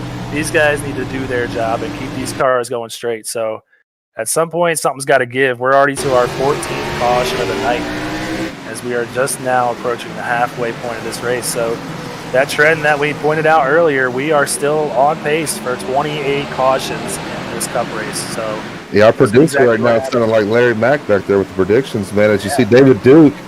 Oh, next service. Getting a little... yeah, that's unfortunate glitch about getting a little Cody Riggs treatment there. Shout out to him. Going nose first into the wall early this week. But yeah, definitely unfortunate there. Different breaking points again, and Dean Brummett. I don't know why I keep saying his name, but David Duke gets into the back of Max service there and unfortunately sends it into the wall. Yeah, we just talked about it before this last caution. You see the 12 machine still out there. He's going to try and pick up any of these positions that he can, and that's going to be another one. I hate to say it. Unfortunately, Max Service is going to have to take a tow because you see him trying to get off that wall. It's not going to happen, man. I've had it happen to me. It's just an unfortunate glitch with iRacing, and his night's going to be possibly over. Yeah, but we see here Greg Wellen did come down and pit, so another one of our guys that hadn't pitted yet, and he's the last guy that hadn't pitted, finally taking those tires and fuel. So we'll see if he's able to work his way back up to the front. Yeah, I'm curious to know what the fuel run is on these cars. He's pulling the one-stop strategy here. And, if the rest of the field has to pit for fuel, he's sitting pretty, and he's going to eventually work his way back up to that top position, as he should be good to go for the rest of this race. Absolutely. You see there James Holzer with a little bit of nose damage. It's going to be interesting to see which line he takes here. Looks like he's going to take the bottom, but again, we've seen where these guys have gone down and pitted, and these new leaders have come on, and it's kind of stacked the field up, not restarting where he used to. So Jake Royal's got to get a good start here and try to keep that gap there to James Holzer close going into one. So, man, race recap so far, Byron. We have 14 cautions for 61 laps so far. So we have not had very many green flag laps. Not a lot of action out. Well, we've had a lot of action, but not a lot of side-by-side action. But right now at the halfway point, you're seeing it there. The 42 is our leader, but right there they had a battle before that caution came out. Jake Rowell and James Holzer were really going at it, and I have no doubt that these two will be going at it again. They got the 11 machine of Jacob Smith, who was the last race winner in the Cup Series, who has a whole new load of confidence on board in there, so he's going to be feeling like he wants to go back-to-back.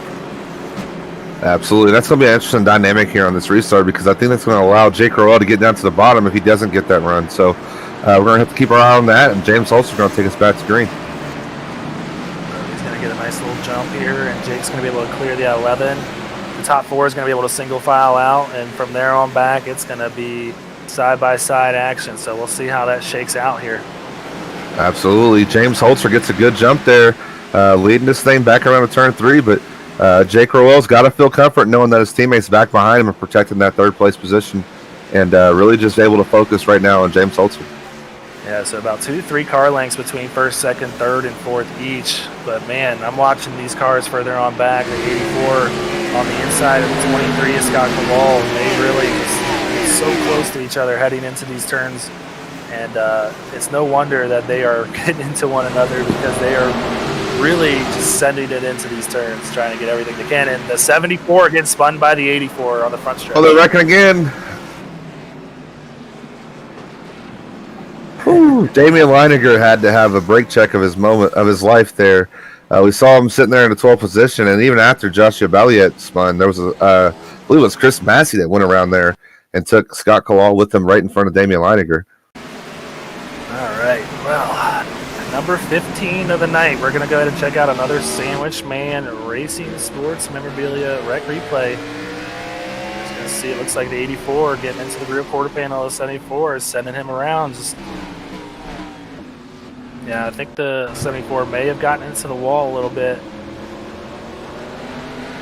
See right here, maybe a little bit, send them down, that's all it takes. And then the 70 or the 84 getting into his teammate, the 83, sending him up into Scott Kalal. So a lot of carnage. Well, yeah, I'm saying the 84 and 83, Sean.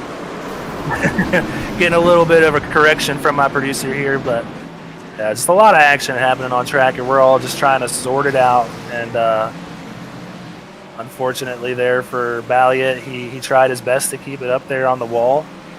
And 84 just getting into his rear quarter panel and sending a bunch of cars into the wall there.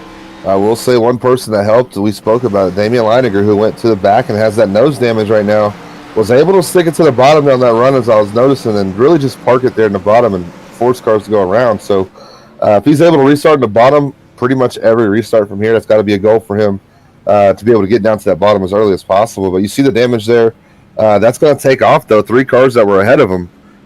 Really 4 if you count Austin Reedy. So that's 4 less cars he's got to worry about.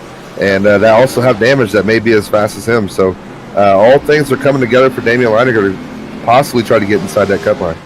Yeah, and like I said, I'm really curious to know if he'll run under these scenarios, because he could be sitting pretty too, just like Greg Wellen, who half pitted this race. I'm wondering if the 12 can make it to the end on fuel, and if these guys have to pit in front of him, he could potentially find himself having a better night than he might have imagined after what happened a little while ago.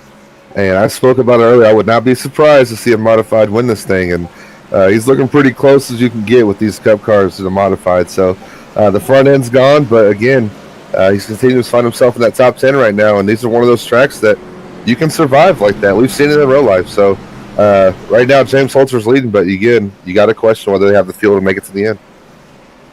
See the 42 blinking there, so that's going to be something that I'm sure these drivers are pointing out.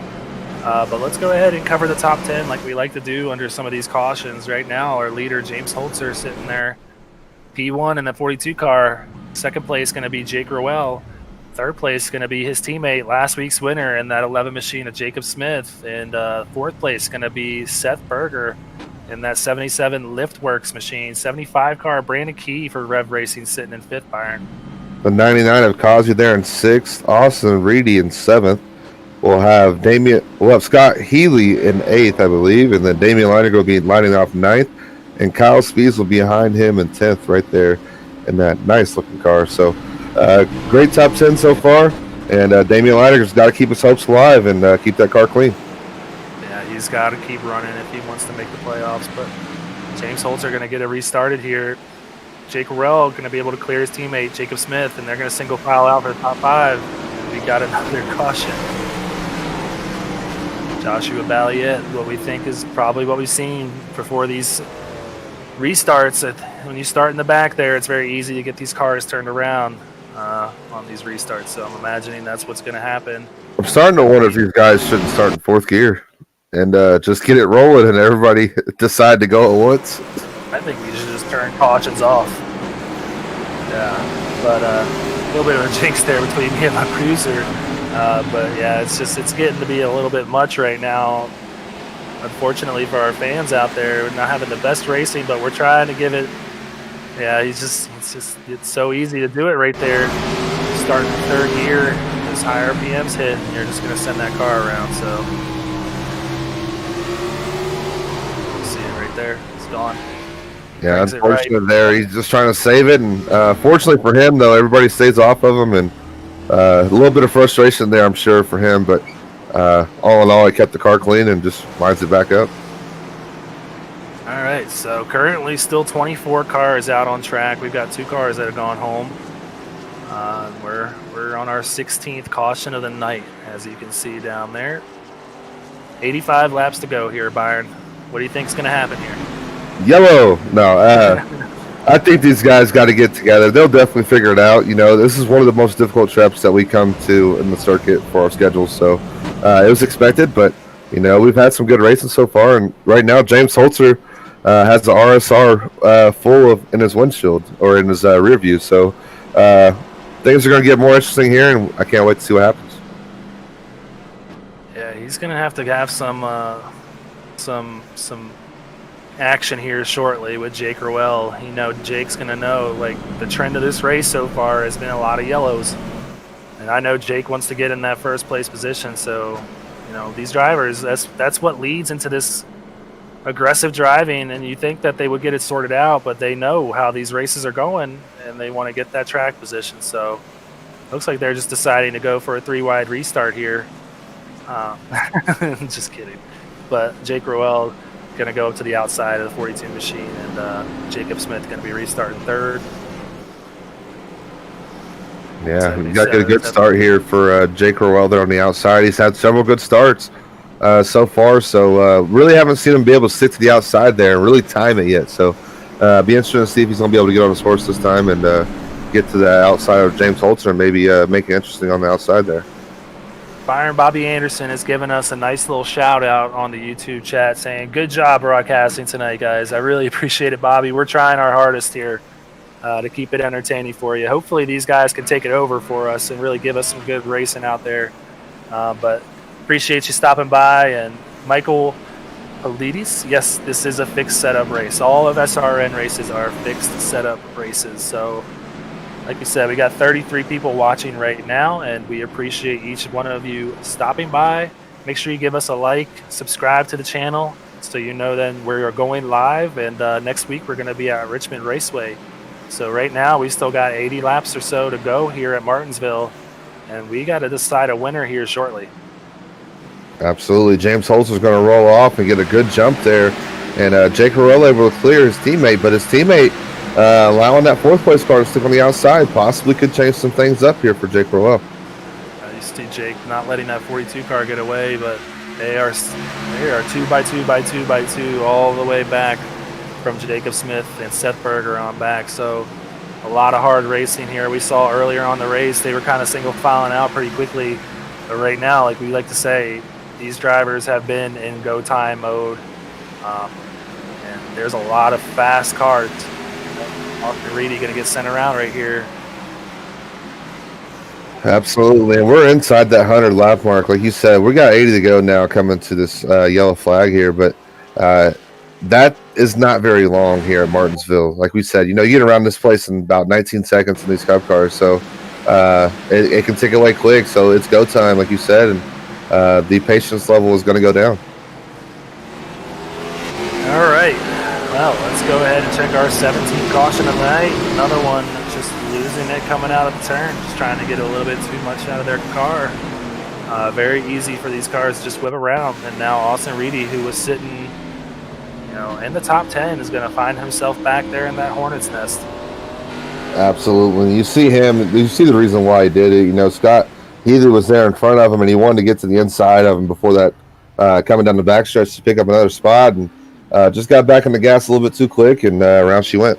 Yeah, just, you know, these guys are just trying to pick up everything that they can, and you'll see it here. It's going around already, and by the time he realizes it, he cranks that wheel right, that it's already gone. No room to really correct it here, maybe get out of the brakes to try to let it roll through. All you can really do at that point is slam on the brakes and hope you don't hit the wall. Yeah. Hope you don't hit the wall or anybody else. So luckily there, it was just a one-car incident, not really getting caught up in his mistake. But yeah, you can tell there's a lot of urgency happening right now. Absolutely, but James Holzer continues to lead this race, and we continue to speak on it. These laps continue to tick away, and James Holzer, as the leader, really doesn't mind these caution laps because we spoke about it earlier. You know, we don't know if these guys can make the field. We spoke about Damian Leininger, who pitted at halfway point, but some of these guys pitted before that, and it's going to be interesting to see if these guys have enough fuel in that tank to make it to the end of this race. Yeah, we have a few strategies that have been playing out, and like you said, Greg Wellen doing that half-stop strategy. I'm really curious to see if that's going to pay off for the man. Absolutely, and these guys, again, they got to get settled in, but it's all about setting up those turns, and you got every position matters, and that's why you see the urgency on that throttle out of the corner. But you got to be able to keep your car under control, otherwise you're going to be around like we just saw. You said it there, so let's go ahead and do our normal run through the top 10. We just did it a little while ago, but things have changed a little bit more. The 42 sitting in first, James Holzer, Jake Rowell, our season points leader so far, sitting in second, trying to get that top spot. Last week's winner, Jacob Smith, still sitting third. And that 99 machine of Tank Racing, who we see make his way up towards the front week in and week out, sitting there in fourth place. And then Seth Berger falling back one spot to fifth after that last restart. Absolutely. Scott Healy there riding sixth. Damian Leininger going to have the front end gone in his car, sitting seventh. Dean Brummett, who we spoke about, sitting in eighth. He has Kyle Speeds behind him in ninth, and Justin Boyle is going to line up on the outside of him in 10th. All right, so this is ever-changing as we've seen, but let's see if we can get some green flags. Green flag run going here is like we have just been plagued by cautions recently, and James Holzer getting a good restart. Jake Rowell not letting him get too far away, just a one-car gap. And Jake's going to roll a little bit better through the turns as he has. Absolutely, and Jacob Smith, his teammate right now, battling for that third spot, able to get clear of fourth place. Berger, as he's going to move into, or Kate, Damian Leininger goes around, and he's able to save it, not get too much damage there. Everybody backs off, and the yellow's going to come out. Sir, so we're going to go ahead and check out our 18th wreck replay of the night, as we kind of saw it happen live. But unfortunately, Damian Leininger getting caught up in another little incident here. He was starting to make his way up towards the front. He's going to lose some spots.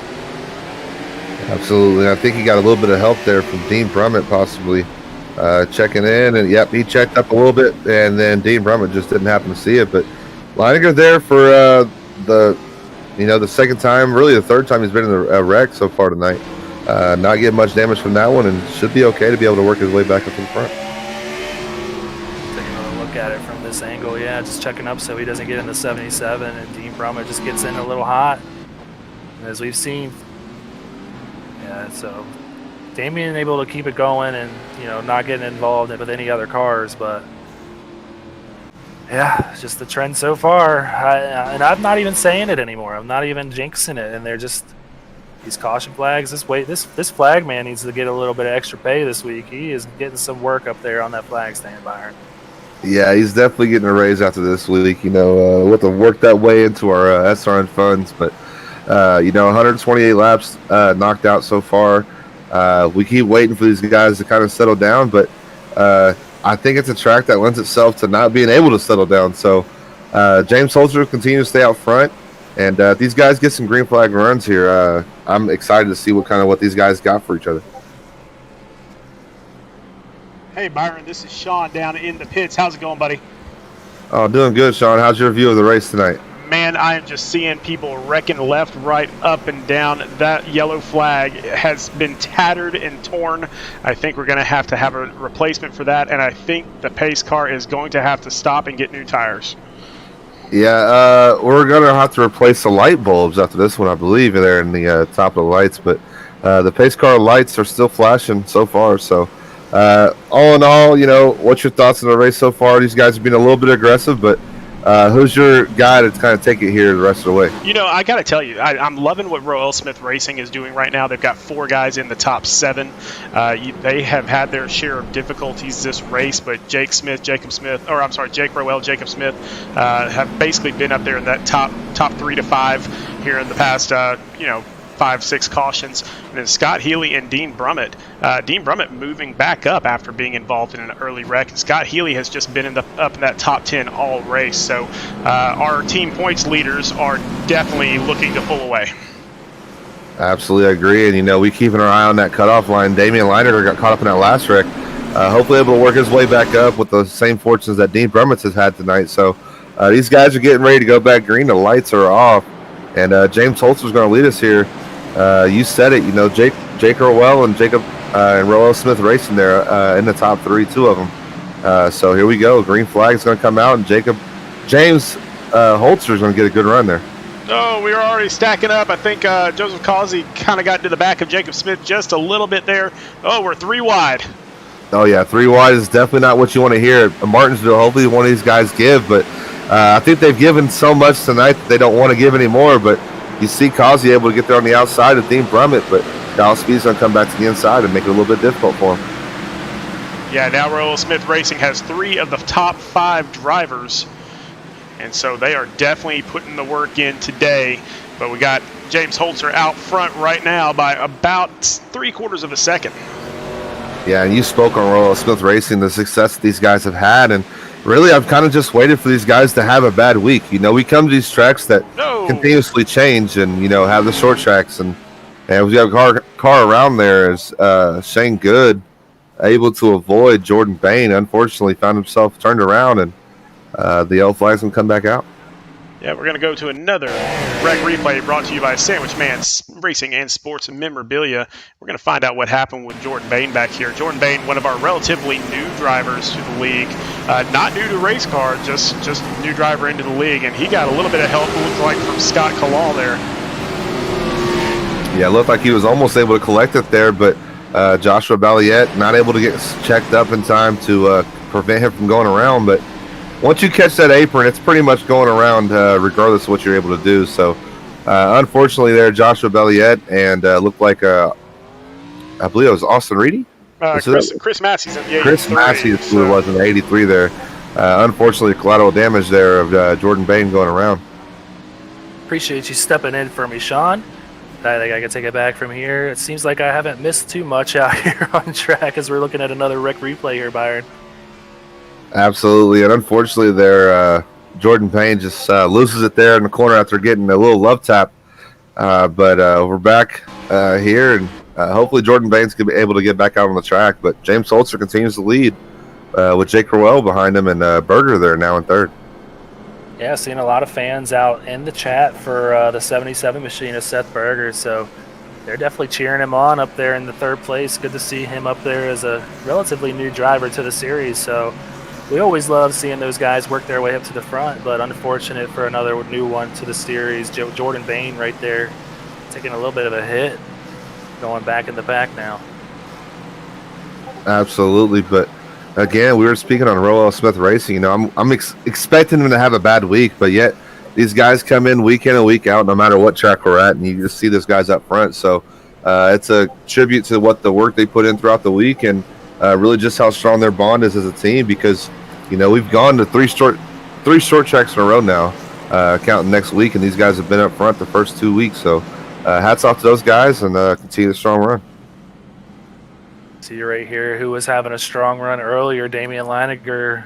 That beat up race car, the 12 machine, sitting in 12th right now, still having a decent run for the position that he's in and outside the cut. So he still probably needs to pick up a few more spots just to, kind of make up as much ground as he can on those drivers in front of him. But he's also got to worry about Landon Lacey, who's trying to jump over him. He's up to, looks like about 7th or 8th. Right now, so he's going to be making up some headway too, who is also starting to have a bad race at the beginning. So you've seen it. We've seen these guys, just about everyone in this race, get into a little bit of trouble, and they somehow just work their way back up to the front, Byron. Absolutely, and don't look now, but Roel Smith Racing with 5 guys there in the top 6. So they're having another strong showing that we spoke of, but we're going to have the lights off on the pace car here. They're going to get double filed back up. The cream of the crop rises to the top. We see the top 2 right now. Both of these guys have sealed their spot in the playoffs, James Holzer and Jake Rowell. So they don't really have much to worry about. That's why they're really working on one another, trying to take that checkered flag home tonight. As we see that pace car, we've seen it all night, peel off, and he's going to give the field to James Holzer, who's going to get a nice little restart on the inside line. but Jake Rowell has done a really good job each time he's been on the outside of Holzer of keeping up with him. He's going to be to his bumper here. He's going to be trying everything. Ooh, Timothy Latham there in the grass. Yeah, hopefully those guys are able to keep it straight. We're still staying green, so Latham's going to drop some spots there. Hopefully he's able to keep his composure and regather that car and try to work his way back up towards the front here as he lost some spots there on the infield. Filthy 5 not having the night they wanted to, but Landon Lacey, the only one out of 55 Motorsports sitting in the top 10. James Holzer is breaking away from Jake Rowell here as we got about 2 to 3 laps under green so far, and they're trying to get this thing single filed out, but we still got some battles here on the field. Damian Leininger to the inside of Scott Kalal, trying to pick up that spot. Scott Kalal is going to try and go to the outside of a 91 machine of Ted Rekich back there. So a lot of action still happening on the track, even though we're starting to see these leaders separate a little bit.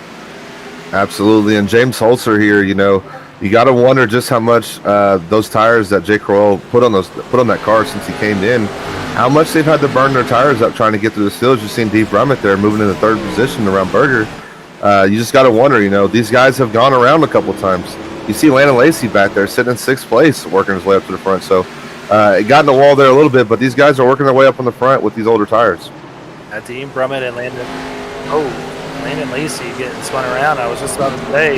Yeah, I'm pretty sure he did not get any help there. I think he just lost it there, and he's going to take a tow to just avoid getting hit. But I really don't believe he got help there. I don't know.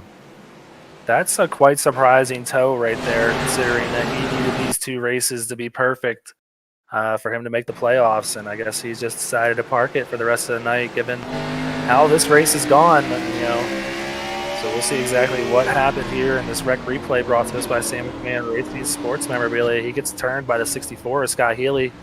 I think that would explain why he backed out. The frustration level was just high there for Landon Lacey, unfortunately. Getting help from Scott Healy there.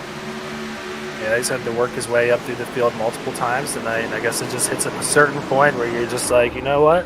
But I will say there in Scott Healy's defense that Landon Lacey did get in that wall there, so he was kind of slow. He had the run. Could Scott Healy have backed out of that? Absolutely, but you got the run, and it's late in this race. I can understand why he definitely put his nose in. Oh yeah, no ill will there by any means. Just big run heading into turn 1, and Landon Lacey just kind of misjudged the line and gets turned, and at a certain point the fun runs out, and we see Landon Lacey just park it. And it's really surprising. Not only is Landon Lacey trying to make it into the playoffs himself, but his team is sitting there in 2nd place in the team championship standings, with Rowell Smith Racing having another pretty good race so far. It's quite surprising to see him take that tow. Absolutely, because every point matters, whether it's, for the team championship or the individual. So, like you said, unfortunate there for him to check out a little early there. Maybe the frustrations got a little high, because you got to believe that his car wasn't completely damaged there. He didn't get much damage, so unfortunate for him. But, some of these guys got to take advantage of that and possibly capitalize. Those guys that were just inside the cut. Possibly a chance here with Damian Leininger and Landon Lacey having issues, that they could possibly find themselves with a bigger cushion going into next week. All right, well, we're nearing that 3/4 of the way through this race, Mark, with 20 caution laps to the record so far. So, man, we keep expecting this thing to really, kind of sort itself out, but as we are getting closer to the race or the end of this race, I just have a feeling from my experience on Thursday that it is not going to change, Byron. Oh no, we spoke about it earlier. The less these laps continue to tick down, or the more these laps continue to tick down, the less patience goes out the window. So these guys are going to get more and more aggressive and continue to push the envelope. So it's what's worth this thing to get this win, man. That's how much these points matter to these guys. Well, you see the lights go out on the pace car, who has done quite a few laps out there on track tonight. Like you said, 20 cautions for 92 laps so far. So these boys have not done a lot of racing. I have to imagine that everyone can make it to the end, given the amount of caution laps that they have done, the pace laps. So, not really putting a lot of, too much work on their equipment out there. So we're we're going to go green here again and see if they can get this thing running to the end and see if we get a good finish here.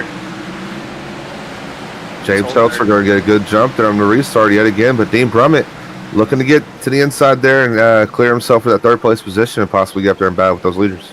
Yeah, Seth Berger going to have to really work to get down low after Scott Healy clears him on the inside here. He doesn't want to use too much of his stuff up. But right behind Scott Healy is going to be Jacob Smith, who's going to be trying to get into the inside of Seth Berger, but not able to here as the top 6 single files out.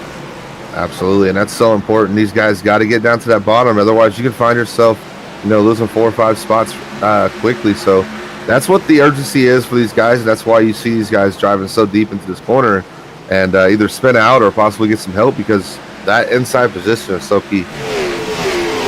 Team Gregory Joyner there having a pretty good night on the evening so far. Only independent driver here tonight running that 82 machine affiliate. Oh, Damian Leininger getting sent to the inside wall. Brandon Keys, Scott Kalal, a few people caught up in this one. We'll have to take a look at our Sandwich Man Racing Sports Memorabilia Rec Replay once again.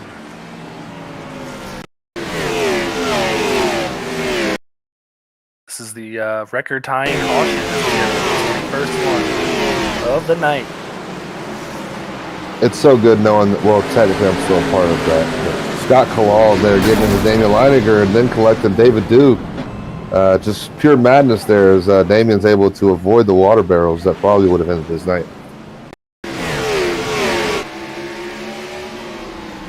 We'll have to take a better look at here, see what happens. Might get a little loose on his own. Nope, Scott Kalal gives him a little bump here. Kalal trying to avoid it, just turns up on the track and collects David Duke, who takes a tow.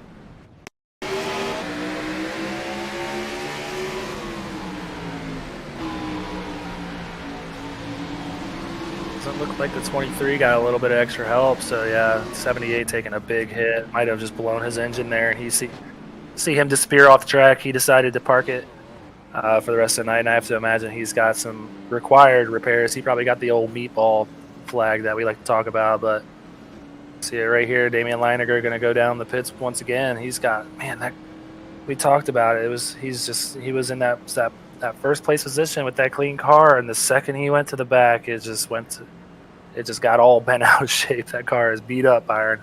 Yeah, unfortunately for him, he's been caught up in these wrecks, but still putting around here right now. It could be a lot worse for him. As bad as it sounds, it could be a lot worse for him. So as long as he keeps that car running, he can pick up a couple more spots here and possibly find himself a chance to get back in next week. All right, Byron. Well, I don't want to jinx anything, but do you think we're going to break the record for cautions tonight? No, I will not allow it. I will not allow it. I'm trying to jinx it into not happening now by just talking about it. So that's my strategy moving forward is, your little reverse psychology on the race. It was a nice attempt. I just prefer not to say the caution word. That will no longer come out of my mouth. It's like Lord Voldemort, kind of. If you say it, it's going to happen. It'll just appear. All right, well, one of these times I want to go ahead and get that 25 machine up here in the booth. I don't think we have time to right now, but I would love to get his input on the race so far, as he's about seen it all, and he has worked his way from the back to the front, sitting there in third place. But like I said, I don't think we'll have time during this caution, but No, don't say it. Don't say it. We won't get a chance to talk to him until the end of the race. Dean, right, we'll talk to you later, Dean, if you're listening. We'll talk to you in a little bit. I'll let you have your way, Byron. Just you can get his number and call him tonight. We're not talking to him right now. No more yellows. We're going green. I hope. I really do hope so, man. I know these guys can do it. It's just, man, that give and take has never been more true than right now. But given there's 45 laps to go, I have to imagine this is going to get crazy. So we'll see if Poulter gets off to a good start and he gets clear of the 9 machines. And they're already wrecking back there.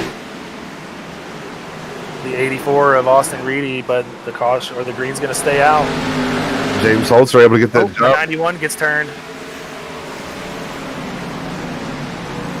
Or it would stay green. Flagman just put the yellow away.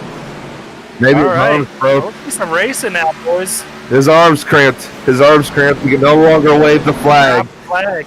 James Holter here continue to lead, but you look up now, Scott Healy's moved into second, possibly stalking here. James Holter trying to take that lead. My pick moving his way up to the front. He's got some fresher tires than James Holter here, and he definitely looks fast right now.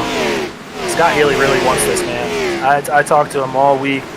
He has been working really hard, and man, what a way to pull it off in Martinsville. If he can make his way from little action right there between the 99 and 94, we're still green. Yeah, and you got to point out here, you know, RSR has 4 cars in the top 5 right now, so Scott Healy has no pressure behind him, knowing that his teammates are there and they can talk to him. So he can put his full focus on our leader right now and go chase down James Holter and try to get his first win. Yeah, one of the best things about RSR, they like to coach each other up through this race, and I have to imagine that there's a lot of that going on right now. Scott Healy looking for his first win in Speed Racing Network, as well as James Holzer, so we can see some things shaking out here. If that flagman happens to not find that yellow flag that seems to have mysteriously vanished here, so battle for the cut line here on the screen right here, Damian Leininger and Scott Kowal. So Damian's going to try and put some distance between him and the 23, as he's got a pretty fast car given the state of that car right now. Absolutely, and Leininger came into this race 6 points out of the cut line, so he's now 5 points out. They're really 4 with him leading laps earlier, so he's able to get some more positions here. He could find himself in a dead tie with Scott Kowal, depending on where these cars finish tonight. Man, wouldn't that be something heading into Richmond, have a tie on the cut line? So it's 6 points out right now. We're getting a little bit of a correction from our producer, so still something. It stays green. The green. Banging down the front stretch. As you see, the flag was in hand. He looked like he wanted to throw it, but definitely did not. But Latham's able to take advantage of those two getting into each other, and Leininger's going to fall right back to 12 or to 13th as Balliette's going to get into the wall. We got him and Austin Reedy going down the side. And Austin Reedy's going around right in front of the leaders, what I had. A little extracurricular there, I feel like. Very, very interesting. That's the record-setting caution right there, Byron. This guy. Take a look. That's going to be unfortunate there, but we saw the extracurriculars there as Austin Reedy spun out going down the front stretch, so unfortunate there for him. Hate to see that for the rest of the field. We're really starting to have this race unfold, and tempers just starting to flare. It's happened in each race this week. Martinsville really seems to bring it out of everybody. A lot of disagreements, but 84 might have been a little bit of netcode there. Can't tell because it might be a little weird because he might be missing his bumper, but yeah, not sure exactly how the 84 got spun around like that, but he might have been trying to pay him back. Yeah, I think that wheel might have went a little bit right. Yeah. Back here racing for 15th or whatever, so I hate to see it for the rest of the field. That was really starting to heat up. I was hoping that we were going to make it there. And then the flag man happened to find that caution flag, unfortunately, so we're back under yellow here. Yeah, and unfortunately, you know, the frustrations just boil over. You know, you're finding yourself in a groove, and then you get bumped from behind, and then it only takes so many times to take that. You know, we've seen Josh Valiette caught up in several wrecks tonight, so tempers and frustration really just boiling over there, it looked like. It was a hard hit for the 84, so not sure if he's going to be able to keep going. Might have pushed that radiator in pretty far, so he might have had to park it. Can't tell if he's on pit road or not. I don't see. Yep, he's still out there, so these two drivers are going to be lining up next to each other. Well, we're going to get a chance to see what Scott Healy can do here on the restart. We saw Jake Rowe there for a little bit, be able to stay up to the bumper of James Holzer. So it's going to be interesting to see if Scott Healy's able to do that, or if Jake Rowe is able to take advantage of that third position there on the inside and possibly get to the inside of his teammate. All right, so that has cleared 100 pace laps tonight. That was 101st pace lap. We're on lap 169, so I didn't say anything, Byron. That was not me. No. It's under review. Not thinking it. Yeah, we'll be all right. But so far James Holzer's held his spot up there so far, despite being on those older tires. So really not pulling away, but really not being challenged so far. So it's going to be interesting to see, like I said, what Scott Haley really has after the reset here with his RSR teammates behind him. And like I said earlier, that's a comfort knowing that your teammates are behind you, that you won't get that bump that we've seen these guys take sometimes. So knowing that you can just look out your windshield and knowing that you can focus on that leader is pretty huge for Scott Healy. Well, before we go back to green, to go back to that cut line battle, there's a little more separation between Leininger and Scott Kowal in the race as it sits. And right now, Kowal only has a 1-point advantage on Leininger inside that cut. So things are really starting to unfold here heading into Richmond next week. But right now, James Holzer is going to get it back started underway. Scott Healy is going to be able to clear his teammate with the 9 and Jake Roel here. Absolutely. James Holzer gets a good drive down in their 1, but Healy able to kind of close it to his bumper and close that gap. That's it. James Holzer pulls away there on the backstretch. It really seems like the 64 has a better drive into the turn, but the 42 able to really get off the turn a lot better. But like we said, 4 RSR cars sitting in the top 5. This is going to be a really good night for them. 3 wide heading into 1 back here between the 8, 99, and 77. So yeah, you see Leininger at 12, looking to the inside there, trying to continually move up and find himself in the top 10. 83 is Chris Massey on the backstretch here. Yep, and the yellow's going to come out. 23rd caution of the night.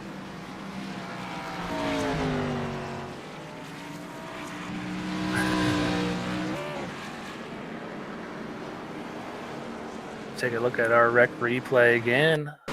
Sandwich Man Racing Sports Memorabilia. They said it earlier in the week. Did a heck of a job signing the contract here because Martinsville really giving them some good face time. Go check them out on Shopify. A lot of great diecasts and other NASCAR and other sports memorabilia. So we're going to see one of those Sandwich Man Racing cars here go for a spin, and it might be all on his own doing. Yep. It's loose on exit. Just so difficult around here, man. You don't want to give up that track position knowing that these guys are getting closer and closer to you. See the pressure that Brandon Key was putting on him, and I think he just felt like he had to get back on the gas to get underneath Latham there, and unfortunately went around, and it's likely going to end his night as he took the front end of his nose there off. Oh boy. Well,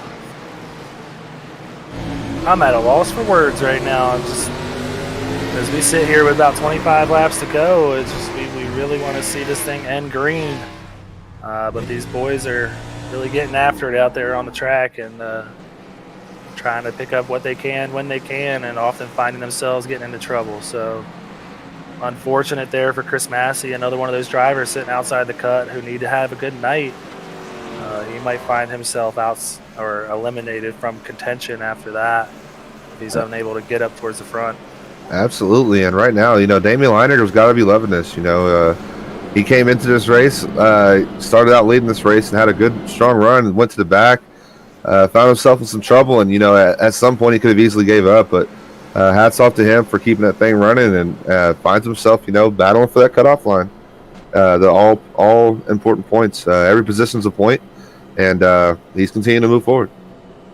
Yeah, I don't know if he's loving it considering the race that he had starting off.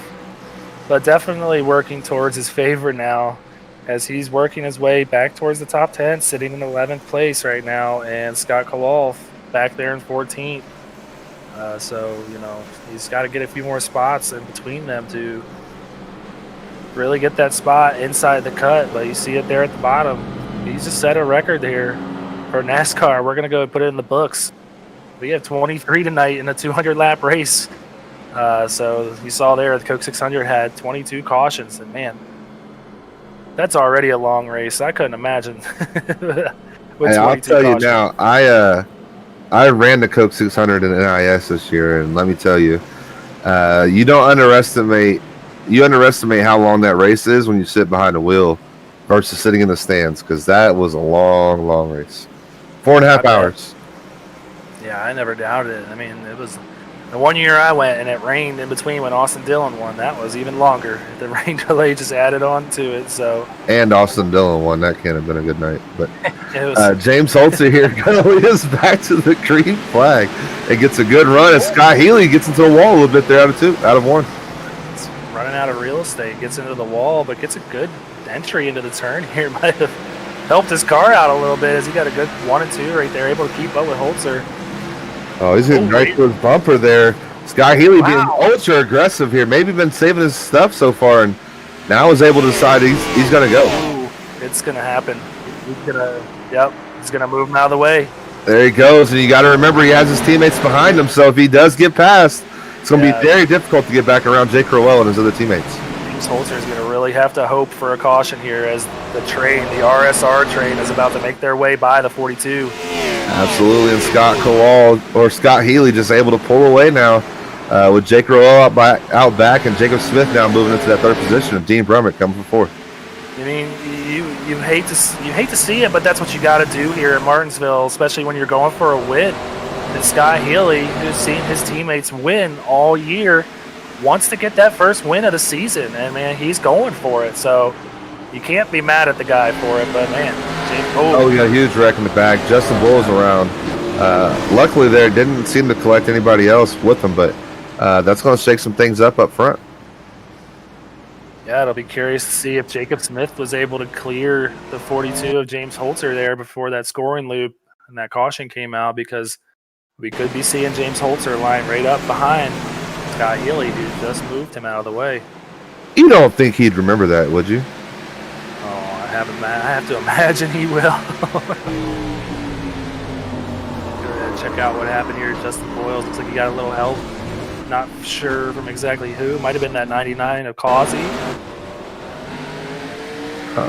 Let's see here. Causey anywhere around. Okay, so we're going to see. He's got a little loose going into entry there. You see there, Damian Liner got picking up 3 spots there because of that caution. Yep. But also Scott Kalal picked up those 3 spots as well. So we're still seeing that same gap between these two drivers on the cut line. Yeah, man, I cannot believe how aggressive that 64 was able to send it into those turns and hold it. Yeah, you got to wonder if he may have been saving his stuff, knowing that the cautions were going to continue to come, and finally decided that it was time to go and able to make that move. And it was one of the cleaner moves that I've seen on Martinsville Raceway in recent memory, at least. You know, you could easily send it in there way too hard and just send the guy into the wall and end his race. But, I mean, he was able to move him aggressively, but keep Holzer pointed in the right direction, too. So, kudos to the 64 there. Great move. And interesting thing here is you see Jacob Smith's going to line up in third, so it's going to protect, again, Scott Healy from James Holzer possibly getting to that bumper. So, he's going to find himself in a world of hurt because Dean Brumman's going to line up right behind Jacob Smith, and you got to believe they're going to be working together to get clear of that 42 car. We could be seeing a 1 through 4 finish for RSR Racing potentially if things continue to work out the way they are. But I mean, we still got, looks like, Timothy Latham sitting back there in 11th. We only got one Filthy 5 Motorsports car sitting in the top 10. That's Kyle Spees in 8th, who we just saw get involved in that. Oh, sorry, and Gabriel Ellison also in 6th. My bad. So yeah, we got 3 of them in the top 11 because Timothy Latham is sitting at 11th. So still not a bad night, but man, that just goes back to Landon Lacey taking that tow when I really didn't think he needed to. That's going to end up hurting his team. Absolutely, and you got to think, these guys have been consistent. They've said it. They put the league on notice way back when, so they've stuck to their word, and they've ran good so far since then. So I know they're looking to keep this together and possibly come away with 4 cars taking that top 4 spots. We're going to see the pace car lights go off as we see a new leader on this restart, that 64 TikTok machine. The Scotty Yachty Yachty right there. You see it on the side of his car. So Scott Healy, my pick. Byron, my pick. Yeah. And his team captain is Jake Rowell, the season points leader, sitting on his outside. So it'll be curious to see how hard these guys race here. All right, pace car is off. Scott Healy, first time leading the the pack to green here. He's going to get the green flag, and he's going to take off and get a good jump. You see James Holzer, we spoke of how important it was to get that good run. He's going to get to the outside of Jake Rowell and possibly try to make a run for second. Oh, he got spun. He tried to. He almost got spun around there. What a save by James Holzer. These guys are really racing hard right now, and I have to imagine this is not going to be the last C word that we're saying tonight. No, you got to believe. Oh, my God, Holzer cutting the roads off, and Leininger's going to get caught up in it. They're going everywhere. Dean Brummett. Wow. Cars on top of each other. Dean Brummett over the top. Wow, what a wreck. Wow. Well, that is our 25th caution of the night. It involves the 25 car, unfortunately. We spoke on Dean Brummett's ability to avoid these races or these wrecks tonight, but man, there was nowhere he or anybody else could go. That caught up a lot of people. Yeah, you got to believe Holzer thought he was clear there, and unfortunately it takes out him and Jacob Smith. Royal Smith Racing taking a huge hit there in points because it took out Dean Brummett and Jacob Smith as well. We said the give and take needs to happen at this race, but absolutely no give and take. Mere inches there, literally inches from being clear, and just unfortunate there. As you see Greg Wellen come flying in and destroying Jacob Smith there. Yeah, it just gets to a point, and we experience this ourselves, Byron, where you see these cars wrecking and you're just trying to get by them in hopes that you're going to pick up those positions. Absolutely. And, you know, especially with the kind of night that he's had, you know, since he got to the back, that could have been, you know, 5 or 6 positions right there. But is that right? I don't know. I mean, everybody has a different opinion. So, unfortunately there, Jacob Smith's caught up again, but not sure just how bad his car really is. I'll take a look at that 5th place car. Yeah, take a look at that 5th place car. He's put an extra car in between him and Scott Kalal, so I believe that they are tied as it sits right now. Scott's sitting in 10th, and Damian sitting in 5th place. So this cut line battle is heating up, like the battle we are seeing for the lead here at the end of this race. There's a lot of storylines unfolding as we see a lot of front ends being cut off these cars too. Look like modified cars. But looks like we might have another replay here. Joshua Balia able to get through this, I think, and we'll see exactly how he does it. You're going to see, just like we say, you have nowhere to go, but apparently he found a way to go. He goes low and goes up. Wow. And not one car touched it. All right. Give him the win. That's the move of the race right there by Balia. Heck of a job right there. I will point out, though, back on Damian Leiniger, you said he's starting 5th, which gives him that inside line. So anybody that wants to get around him is going to have to go to the outside or move him. We've seen that happen tonight as well. But it's going to be crucial because Scott Kalal, like you said, he's starting in 5th, which puts him on the outside. So he could very well lose 1 or 2 positions in this restart. So very crucial restart for both of those guys right now to determine just how much pressure is going to be on these guys going into Richmond next week. Oh, boy. So we got a new top 10 right now, but I don't know if we have enough time to cover it right now as we see the pace car lights off. I will say interesting point as well. Scott Healy here taking the outside. Hasn't taken the outside all night. It's going to be interesting to see what he does. It's going to be able to give that second spot to Jake Rowell, as there is no more RSR cars up there in the top 10 with them. So he's probably trying to save Jake's spot in the second position. Absolutely. Continue to protect himself. Smart move there, Bob. But not restarting on the high line so far. We saw Jovi Sagiped kind of lose it the other night, but Scott Healy having a great restart right here. He gets a good 2-car gap on him and Jake Rowell. And then there's Damian Leiniger sent somebody around, and we got another stack up in the back. Oh boy. 26. We might actually hit that 28 number that we said early on in the race. Man, well, let's go ahead and check out the wreck replay because we're not exactly sure what happened there, but when we tuned in, it was a lot of cars parked in turns 1 and 2. Yeah, unfortunately, I believe it might have been the checkup from the original wreck there that stacked everybody up, and unfortunately, there was a lot of cars collected in that one. Not sure Joshua Valiant able to get through it this time. No, That wreckage sent Brandon Key right into the wall. You got to believe Brandon Key is done after that one. Yeah, I think the 74 still rolling here. Wow, all these cars still rolling. I can't believe there's not engine damage. I think Brandon Key was already hurt as it is with the damage, and wreckage was just a little bit too fast getting into there, and unfortunately, there it's just gonna stack everybody up. Dean Brummett, I can already there, hear no damage. Yeah. I think Dean's ready to get out of the car. I wouldn't be surprised if he just gets out right there, just walks to the hot dog stand. So I can already hear the Discord chimes going off. There is going to be a lot of tempers to cool off after this race. Great drive there by Dean Brummett, but again, that's 4 or 5 spots that he's just picked up there because some of these cars won't be able to survive that. So we're going to have possibly our first green-white checkered here, I believe. First of 3 attempts here going forward here. Yeah, and I think we'll see a lot of the same like we saw last time. I think we'll see Scotty start on that high side just to give Jake that, for sure, second place position. Interesting difference here, though, is Kyle Speeds is going to be starting on the outside behind Scott Healy. We saw Ellison wasn't able to get that same run that he needed to get to the outside of Jake Rowell there to possibly challenge for that second position. So, Filthy 5, Kyle Speeds, you spoke about it earlier. He hasn't been able to get that win yet, but he's right there with his teammate Gabriel Ellison and possibly trying to take over this lead here from these 2 RSR cars up front.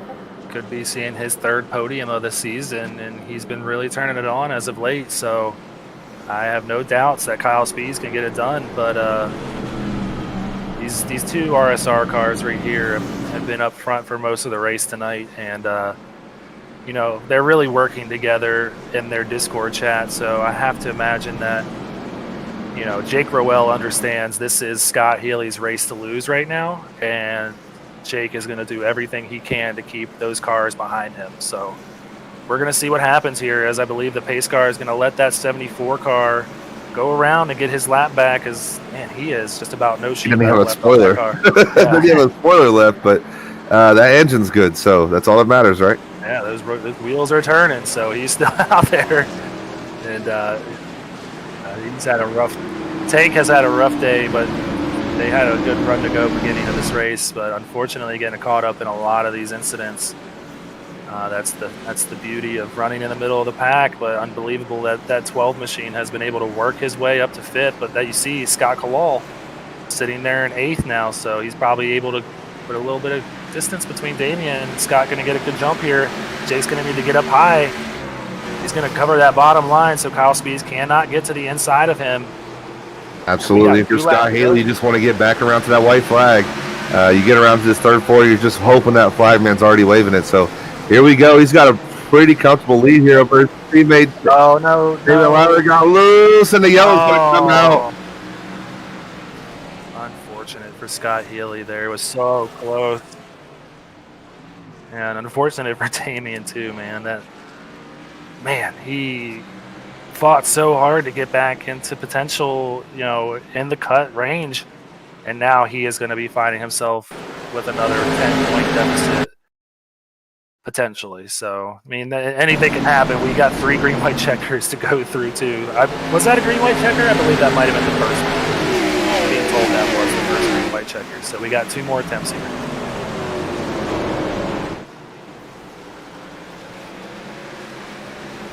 Fortunately for him, though, he got Scott Kalal on the outside there and took him out too. So, I mean, man, these guys are ready to go. Yep, Timothy Latham. Looks like Timothy Latham might have got into the rear of him there and got him all sorts of. I think that was more that the fact that Timothy Latham didn't have a bumper, but iRacing recognized that he did. If you look at it, it looks like he didn't get him. But he would have had he had a bumper on it. That was a net code for sure, but given, like you said, it's reading that his bumper is there and he drove it in there pretty hard. Man. Unreally, man, he goes from 5th to 19th. Yep. All right. Wow. going to go ahead and change up our top 10 a little more, because it's just been a wild race so far. 27th caution of the night. I will say, Scott Healy here definitely did not want to see that because he's got to go back through it one more time. He's got to do the restart one more time. He's got to time it correctly one more time. He's got to hope that Jake times it one more time. So this is a huge restart for Scott Healy, and the nerves are going to be high. Oh, for sure. The nerves are probably unbelievable right now, and he is so let down because he had to be so close. I'm not sure if we can go back and look at how close he was before we saw that caution come out, but man, he had to be so close to that start-finish line before those yellow lights came on. Yeah, and unfortunately for him, luckily for him, though, he contains that lead, and, Jake Rowe is still sitting there in second protecting that lead. So, can we do the rear chase, Cam? We'll see when the lights come on. This is gonna be sickening. And they're on. Oh wow! Goodness. That's what I'm saying. Technically, he should have won. Oh man! If Scott Healy doesn't come with this victory, I will feel terrible. Me. Oh my god! Oh my goodness! That'd be hard to get calmed down. Scott Healy, you got one more chance here. 3 laps to go. You're 3 laps away from being correct for the first time in your life, Greg. Well, now you jinxed it, man. Scott Healy gets a great jump there off the restart there. Jake Rowe able to slide in a second. Again, if this yellow comes back out, we're going to have one more green-white checker to try, but Scott Healy getting a great run on the back loose back here. Just keep it going. We might have our white flag come out here. Scott Healy's going to take the white flag. Here we go. Scott Healy into 1 and 2 it home, Scott. For the final time tonight. It's been a drive so long coming. Our producer here put it on Scott Healy, though, but Healy coming around to turn 4 for the last time, and Scott Healy's going to get his first win at SRN. Way to go, Scott Healy, bud. Getting the 3rd separate driver on RSR the win. So back-to-back wins for Royal Smith Racing here. And Scott Healy. If there was ever a win earned, I think Scott Healy earned this one. So, man, hats off to him for sure. Move of the race, moving that 42 out of the way because he knew he had to do it. Otherwise, we were just going to be pacing behind him, and he made it stick. I will say I do appreciate the cleanness of that bump and run. Like you said, majority of the guys that try to make that move would have probably put him in the fence and possibly taken themselves out. So, can't wait to ask him about that move, man. I know he's excited in there and just happy. Oh, a little bit of extracurriculars there as the 84 took out the 5. I was just about to speak on the 5, really giving him a love tap, and I'm seeing a lot of respect here for the 64 car. He has earned it, man. This guy has been running top 5s all year, but running behind his teammates because he's got a great team behind him. And he's going to be able to celebrate it with them out there on track, and they're just going to sit there and bask in it. It's got to be an awesome feeling, man. Hats off to Scott Healy and really RSR as a whole. Outside of that last caution that really came out and kind of hurt their chances there to come home top 4. These guys had a strong run tonight. He's been waiting a long time to do this, and I know it feels good. Yeah, he's got a nice tight donut there, like my producer Sean just said. He's done this Honestly, before. If it wasn't for his engine about to blow here in a second, I don't think we'll be able to get up in the booth. He's still going to be burning it down, man. How about that burnout by Martin Truex, though, in the actual race today? That was a sick burnout. But I'm taking notes for sure. We're seeing some good burnouts right here, right now. Some beating it back. You know what? Screw it. All these cars are all beat to hell, so you know what? Hit each other out there while you're doing the donuts. That's what the team owner's saying right now. So it's just a great sight to see, and I'm really happy for Scott here, but we're going to go ahead and check out the team or the race standings here as they all blow up their engines. We're finally done here, folks, after 200 laps, 27 cautions on the night, but Scott Healy, he brings it home for Royal Smith Racing, and his teammate captain Jake Rowe just behind him coming home in second. Kyle Spees, we mentioned him getting that 3rd podium on the season, finishing 3rd for Filthy 5 Motorsports. Gabriel Ellison coming home 4th also for Filthy 5. So 2 Royal Smith Racing cars up top and 2 Filthy 5 Motorsports cars right behind them. So Not the night, like you said, Royal Smith wanted, but still a good night nonetheless with Greg Joyner, our independent on the night, coming home in 5th. Austin Reedy there in the 84 car is going to come home 6th. We saw a little extracurricular there with him in the 5. Going to be interesting to see that one get sorted out. But Justin Boyles there in 8th place for R&D Motorsports in 7th. Timothy Latham in 5th for 55 Motorsports coming home in 8th. In 9th place, we have Chris Massey in the 83 for Bronco Motorsports, and Shane Good rounding out their top 10 for Roel Smith Racing there in 10th position. It's just unbelievable to see some of those names in the top 10 after the night that some of them had. 11th is going to be that 11 car, Jacob Smith for Roel Smith Racing. Jordan Bain coming home with a pretty good finish in 12th tonight in that 28 machine. Joseph Causey in the 99 car going to be 13th. Seth Berger, who we saw running up towards the front for a good majority of this race, unfortunately going to be in 14th tonight for Tank Racing. And Damian Leininger, who we saw claw his way back up to the top only to get into some trouble, going to finish 15th tonight. Absolutely. And Greg Wallen there in 16th there in the 94 car for H2K Motorsports. Scott Kalal, who is battling Damian Leininger for that cutoff spot, there in 17th for Team SRN.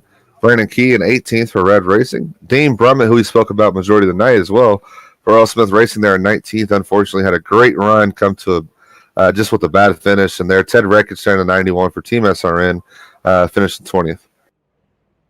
All right, let's go ahead and get some of these drivers up here. I can only imagine what some of them have to say, but I know Kyle Spees in that 36 machine is going to be pretty happy to come away with another top 3 on the season. Kyle, how you feeling tonight after the race that we just had out there in Martinsville? Very nerve-wracking, to say the least. Came in the race pretty late. I got home late. Didn't think I was going to run. I actually don't really like this track either, but we came in tonight. Ran solid, ran good with the pit strategy. All the cautions unfortunately happened, but a few of them went my way. Got good positioning due to those cautions and ended up finishing really good tonight. Kyle, we consistently see you can improve week in and week out. Yet another podium finish for you. What's it going to take for you to really break through and get that win? Or do you have a track coming up that you see and you have circled that says, hey, this is going to be my one chance to really break through and put your place on this playoffs as we go forward? Don't have one in mind particular. All the tracks, I try to go in and do as much practice as I can. I think for me to get a win in this league, I think I just need to put in a little bit more practice. We got really, really good talent out here. All the top guys are really, really strong and fast. Putting in a lot of practice helps and benefits every week. I go week in, week out, and try to do as much practice as possible. Going into the races as well, I'm not going in trying to win every race. I think that's a big thing for me that helps me. I just go in, try to, for one, finish the race, but two, just try to stay consistent. I think the more consistent I am, the better finishes I have, and I think with the past 4 to 5 weeks, that just shows. Yeah, it's definitely been showing, and you're definitely getting used to being up here in the booth with us. So is there anybody that you want to go ahead and thank before we let you go tonight? Yeah, always family, mom, grandma, girlfriend. Appreciate them letting me race and watch me. Shout out to my sponsor, Filthy 5. Also, Speed Racing Network. Great to be a part of you guys and being a part of this league. And then last but not least, you guys that do the broadcast. There's nothing better than a broadcast with the league, and I think it makes it 10 times better. So for you guys to take time out of your nights and do it, it's great. So we appreciate it. Well, we appreciate you, man. And congratulations on another great run for Filthy 5 Motorsports. And we expect to be talking to you again in the coming weeks as you're really getting the momentum going heading into the playoffs. So congratulations, Kyle. I appreciate it, guys. All right, well, you heard it there. That's our third place car, Kyle Spees in the 36 machine. Let's go ahead and bring up our runner-up tonight, Jake Rowell, in the number 9 car, coming home in second behind his teammate Scott Healy. Jake, tell us what you saw out there tonight. Oh, so a lot of pace laps, a lot of the pace car, a lot of accidents in the back of the pack, man, self-spinning, things like that. At the end of the day, though, man, to bring it home 1-2 for RSR, can't complain about that, that's for sure. Absolutely. And you guys there at one point were running all 4 in the top 5, man. Unfortunately, caught a break there with that caution. But kind of just speak on Scott Healy. You guys have spoke about, what you guys bring to the table for him. But for him to finally break through, I know this was a happy moment, not just for him, but for the team in general. Yeah, it runs through, 1 through 5, all 5 of us. This week, Scott was just easily the fastest out of all 5 of us this week in practice. And obviously the results show, there was no doubt in my mind he was going to bring it home tonight, even when he was mirrored back in about 12th after cycle of pit stops under one of those yells or anything like that. He had the pace, and when he got to Dean, Jacob, and I, there's no point of holding up your own teammate, so we just let him by and let him go do his thing. Yeah, was there any strategy on those restarts when you guys were 1-2? We saw him kind of switch it up and go to the outside. Was that kind of to keep you there in second, to play a little defense for him, given that he was the class of the field tonight? Yeah, it's that way I'm not stuck on the outside and getting dive bombed from behind possibly. That way, he gets the top, he gets the run, and then I stay in second. And I personally, I feel like I'm the Ryan Newman of any racing. It's going to take a lot to get around me. So when you got your teammate leading the thing and the whole field trying to pass you, it's just it's going to make it tough for them. And Scott was just going to be able to pull away even more, but it never even got to that point. So I'm just happy to have a 1-2. Should have been a lot better, but there was some extracurricular activities going on, and it is what it is. But here we are, 1-2. I think we had another car in the top 10. So awesome day. Yeah, Shane Good coming home in 10th as well. And you're used to this point, so let's go ahead and get those thanks out to your sponsors. I know you're used to doing this, so who do you want to thank, Jake? Yeah, got to thank the whole team, obviously. Jacob Smith, Shane Good, Dean Brummett, Scott Healy, heck of a drive tonight. Congrats to him. Spotter always up in the sky, or the eye in the sky. Brian Smith does a heck of a job. Also got a new sponsor on board starting this week off Apex Design. So shout out him. He's painted Scott and I's cars. The two different cars we've run this season, and then he's working on the rest of them for the rest of our team. So got to shout him on. Thank him for coming on board at Roe L. Smith Racing. That's 4 in a row, about 5 of the last 9 now, or 6 of the last 9. So like I said weeks ago, man, it's a train that doesn't stop. Awesome, man. Well, congrats on the new sponsor, and congrats on the second place finish tonight, Jake. You're having a great season so far, so we expect you to keep that up, and we'll see how it goes in the future, man. Congrats. Awesome. And also, appreciate you guys, both you, Byron and Greg. And then I know Sean's sitting there behind the scenes. So, awesome job as always. Appreciate it, buddy. Well, have a good night, man. Have fun celebrating with your team. Thank you. You guys too.